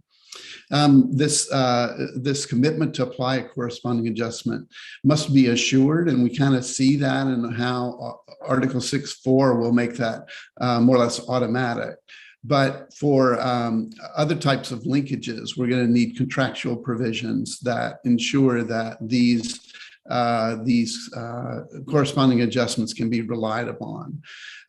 Just like happened in the CDM times, and I'm glad, Kazu, that you brought that up, looking back to the lessons we learned in the past, getting clear processes at a governmental level, at a national level, that make clear to market participants what they need to do, who they need to talk to, how they go about getting approvals is really key for getting investor confidence. And so each country will try to build its own track record, and collaborating in these regional initiatives can be hugely important. We do think the pilots can help illustrate how some of these models can emerge with high integrity, but it's getting very close to time to move beyond the pilots and on to scaled operations. When you look at what's happening in the voluntary carbon market, I think it sort of portends what could happen in compliance markets as well, because we've seen over on the right-hand side of this chart on the right, the near doubling of the voluntary carbon market between 2020 and 2021. And I think it grew about 50% between 2019 and 2020. So it's on a real growth spurt. And we think that it's got the potential to deliver at least 1 billion tons by 2025 of high integrity credits if we get these systems in place. Let's go on to the next slide. So there's real potential here and potential to collaborate with your private sectors in a very constructive way. Reporting and transparency is going to be one of the keys to driving investor confidence and delivering investor confidence. This, we think, is going to require robust infrastructure to secure market integrity. That it could involve, as Wendy really did a great job describing, digital ledger technologies that digitize these credits, that provide a clear pathway to understanding the assurance behind them and the integrity behind them. And frankly, I think they give all countries a valuable new tool to leverage, because they can be really simple to operate, a lot easier than it was in the old CDM times when we were making everything up from scratch. Standing up the 6.4 mechanism is another critical element, and I'm glad to see the UNFCCC leading this or supporting countries in getting the nominees together and getting the supervisory body stood up, hopefully in the early part of this year. We think it's going to be important for it to be operational as soon as possible. It's feasible to do so. This says by end 2023. We would love to see it sooner than that, but we understand there are practical steps to go through. And we do think that we've got a lot of experience to leverage from the CDM, but also from recent developments in the voluntary carbon markets. There are also other international mitigation purposes that can come into play, notably for CORSIA. This doesn't get a lot of attention, but it's an interesting model in that it accepts both independent standards and the 6.4 or CDM standard, or at least that's our belief that those will all be eligible. The voluntary carbon market kind of reflects some of this in that it utilizes some of those same standards. So I think what this can mean over time is that it gives you a model where the same pool of offsets could service compliance programs, whether it be CORSIA or other governmental programs, or for voluntary market purposes. Let's move on to the next slide, again, in the interest of time. This is where I'll close, really, to give you a sense of what AIDA and some of our business partners are doing. All of these are open to local partners. First of all, that we do hope to work with the regional climate centers, with the UNFCCC run climate weeks, and with these various initiatives by the MDBs, where we have a lot of member interest. I should say AIDA itself has about 200 member companies now, all of whom are discreetly focused on making these markets work and making them work with high integrity. We will be this year developing new contract templates for use by private sector players. Governments can also use these in the instances where they are buyers or sellers. We did this in the Kyoto era, but now it's time to update them now that we have the final rules on Article 6. We expect to publish these in the autumn of this year, but it's going through a process led by one of AIDA's global law firms, and will involve legal departments from a number of member companies and MDBs. We will also hopefully produce model legislation for host countries to consider. This will be more like a checklist for governments to think about what might need to go into national law. We'll be borrowing from some of the examples like my friend Pedro walked through earlier on, I'm sorry, Pablo, on the possibilities in Chile. We'll also release this hopefully this summer and look for opportunities to connect with interested parties on that. Again, it'll be a checklist of, again, from a private sector perspective, what the key elements are in national policy that will facilitate a good level of investment from the private sector. We are assisting with the climate warehouse that Wendy walked you through. We're quite excited about the potential this has, again, for supporting the avoidance of double counting and doing so in a really user-friendly way for countries. AIDA is collaborating with Singapore and the World Bank in potentially standing up a governance body for the metadata layer portion of this. Again, we think that that can be really important in helping ensure that all of the registries talk to each other in a common format. And hopefully that's something that our aim is to draw upon what happens in the UNFCCC and to sort of cross-pollinate between what private sector is looking for and what will be available at the UN level. The Business Partnership for Market Implementation is another initiative that we have underway at AIDA. This is really for providing peer-to-peer private sector trainings for companies that are interested in engaging in carbon markets. We've had this program underway for about 8 or 9 years now, working with countries that were part of the PMR and with the companies in those countries that were preparing for market entry. And I think it really is, we've taken this module to Chile and to Mexico and to South Africa. We'd like to do more with this going forward. Most of the attention in the early days was in China and South Korea because new markets were coming online in those places. But I think the tools and techniques are valuable much more broadly. And then finally, we're going to continue efforts on thought leadership on the interaction between Article 6 and the voluntary carbon market. I mentioned these other initiatives that we're supporting, but also AIDA's own International Carbon Reduction and Offset Alliance, which is CROA for short, a group of intermediaries that bring together buyers and sellers and operate under a code of best practice. That group has given a lot of thought to what is best practice for voluntary markets related to Article 6. And I recommend that you check out the CROA website for information on that. This is really an exciting time. Next slide, please. An exciting time for all of us to come together to breathe commercial life into these terrific ideas that are in place in terms of policy at a UN level. And I really appreciate you including us in this session today. Thank you, Kazu.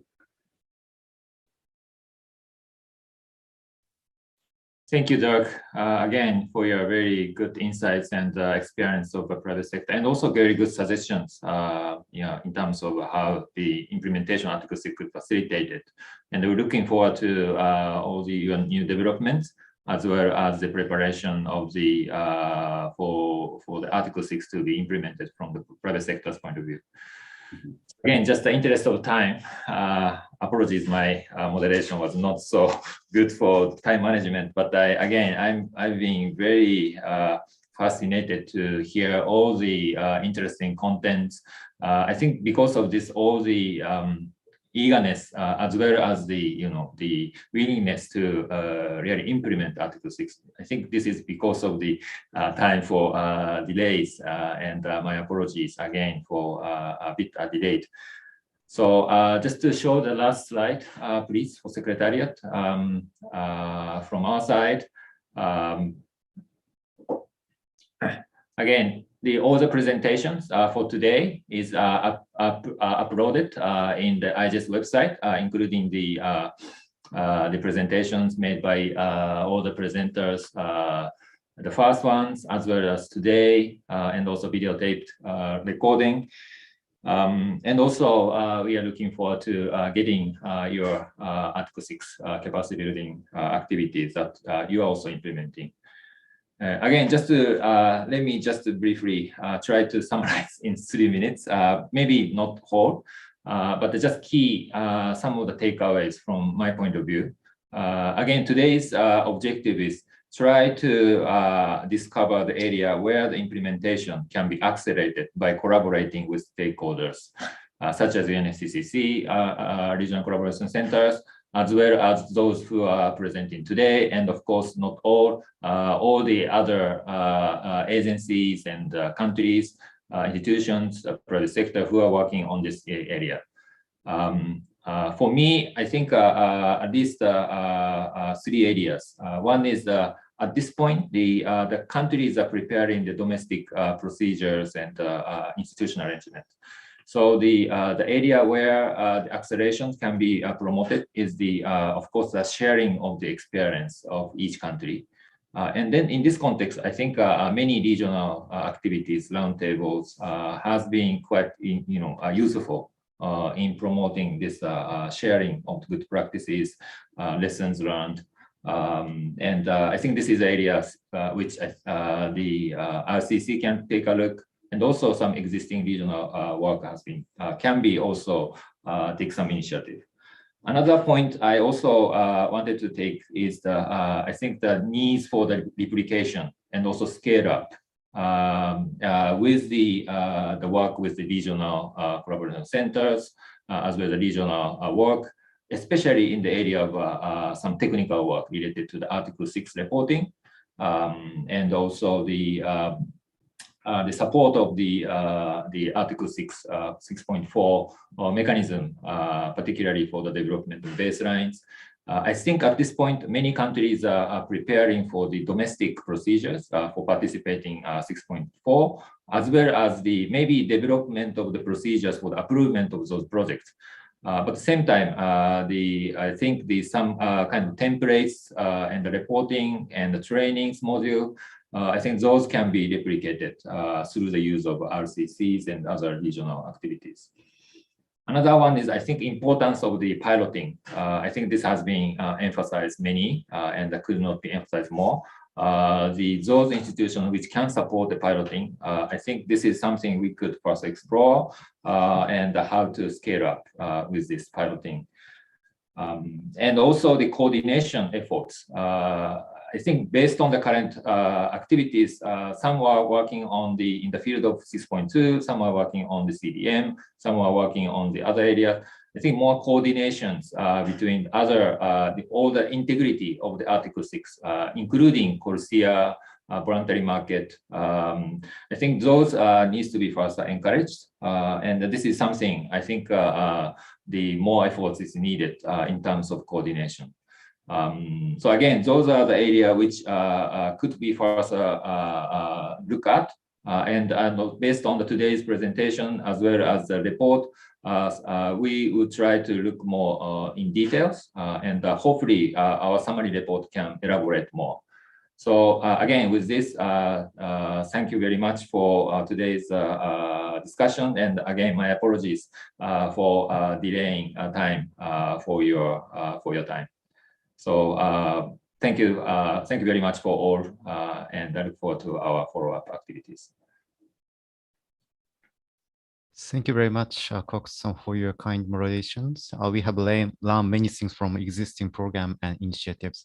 Again, thank you very much for all speakers for sharing the experiences. We now almost finished today's agenda. For closing remarks, I would like to invite Ms. Keiko Segawa, Deputy Director General, Global Environment Affairs, Ministry of the Environment, Japan. Ms. Segawa, floor is yours. Thank you very much. Do you hear me? Yes, I can hear you. Thank you. My name is Keiko Segawa, Deputy Director General for the Global Environmental Bureau for the Ministry of the Environment. It is our great honor to host this international conference 2 times for implementing Article 6 of the Paris Agreement. We also would like to express our deepest gratitude for every panelist to prepare very, very informative and the comprehensive presentation for this conference and all the participants for all of your cooperation for organizing this conference. I think that the more than 80 countries have registered for this conference. In today's conference, there was shared strong recognition of the need for capacity building support based on the agreement of Article 6 rules with concrete studies and efforts for new direction from each standpoint. This was very suggestive for the concrete implementation of the capacity building program in the cooperative manner with UNFCCC's RCCs for the implementation of Article 6 mechanism in the very near future. Based on the results of these the conferences, Ministry of the Environment of Japan is planning to conduct several programs on capacity building of governmental officials and businesses in cooperation with RCCs and other countries and institutions in order to contribute to the stable and rapid global expansion of Article 6 implementation. In particular, we are considering the support for the capacity building both in institutional arrangement and technical aspects of Article 6 implementation. We hear the request of training of officers on reporting, including corresponding adjustment and authorization system for the Article 6. And technical support is being considered for calculating emission reduction and setting the baseline for the Article 6.4 projects, and also piloting of some the projects in some areas. We are going to discuss the possibility of these suggestions and collaboration with other countries and also the Asian Pacific Regional Collaboration Center. Furthermore, in the process of preparation of these series of the conferences, we received a lot of information on a variety of related programs, which are being conducted by by partner countries and other institutions for enhancing the understanding of Article 6 and the domestic arrangements and also the voluntary market in each country. My ministry will summarize and analyze these information on capacity building for the implementation of Article 6. So we are very much grateful if we can receive valuable input for the capacity building activities on the Article 6. We will build a partnership for the implementation of Article 6 with those who can work together, and we will promote efforts toward the COP27. In the closing, I would like to say one thing to be added here in this conference. May peace to Ukraine and may peace to this world. Thank you very much for your attention. Thank you. Thank you very much, Ms. Segawa, for your closing remarks. Distinguished our guests and speaker and participants, we would like to thank you for all joining today. This event was successfully finished and we are very much exciting for all the speakers. After this event, we will upload a recorded video and summary of the discussion in IGES website next week. Again, thank you very much for joining today and please stay safe and healthy. Have a good day. Bye-bye.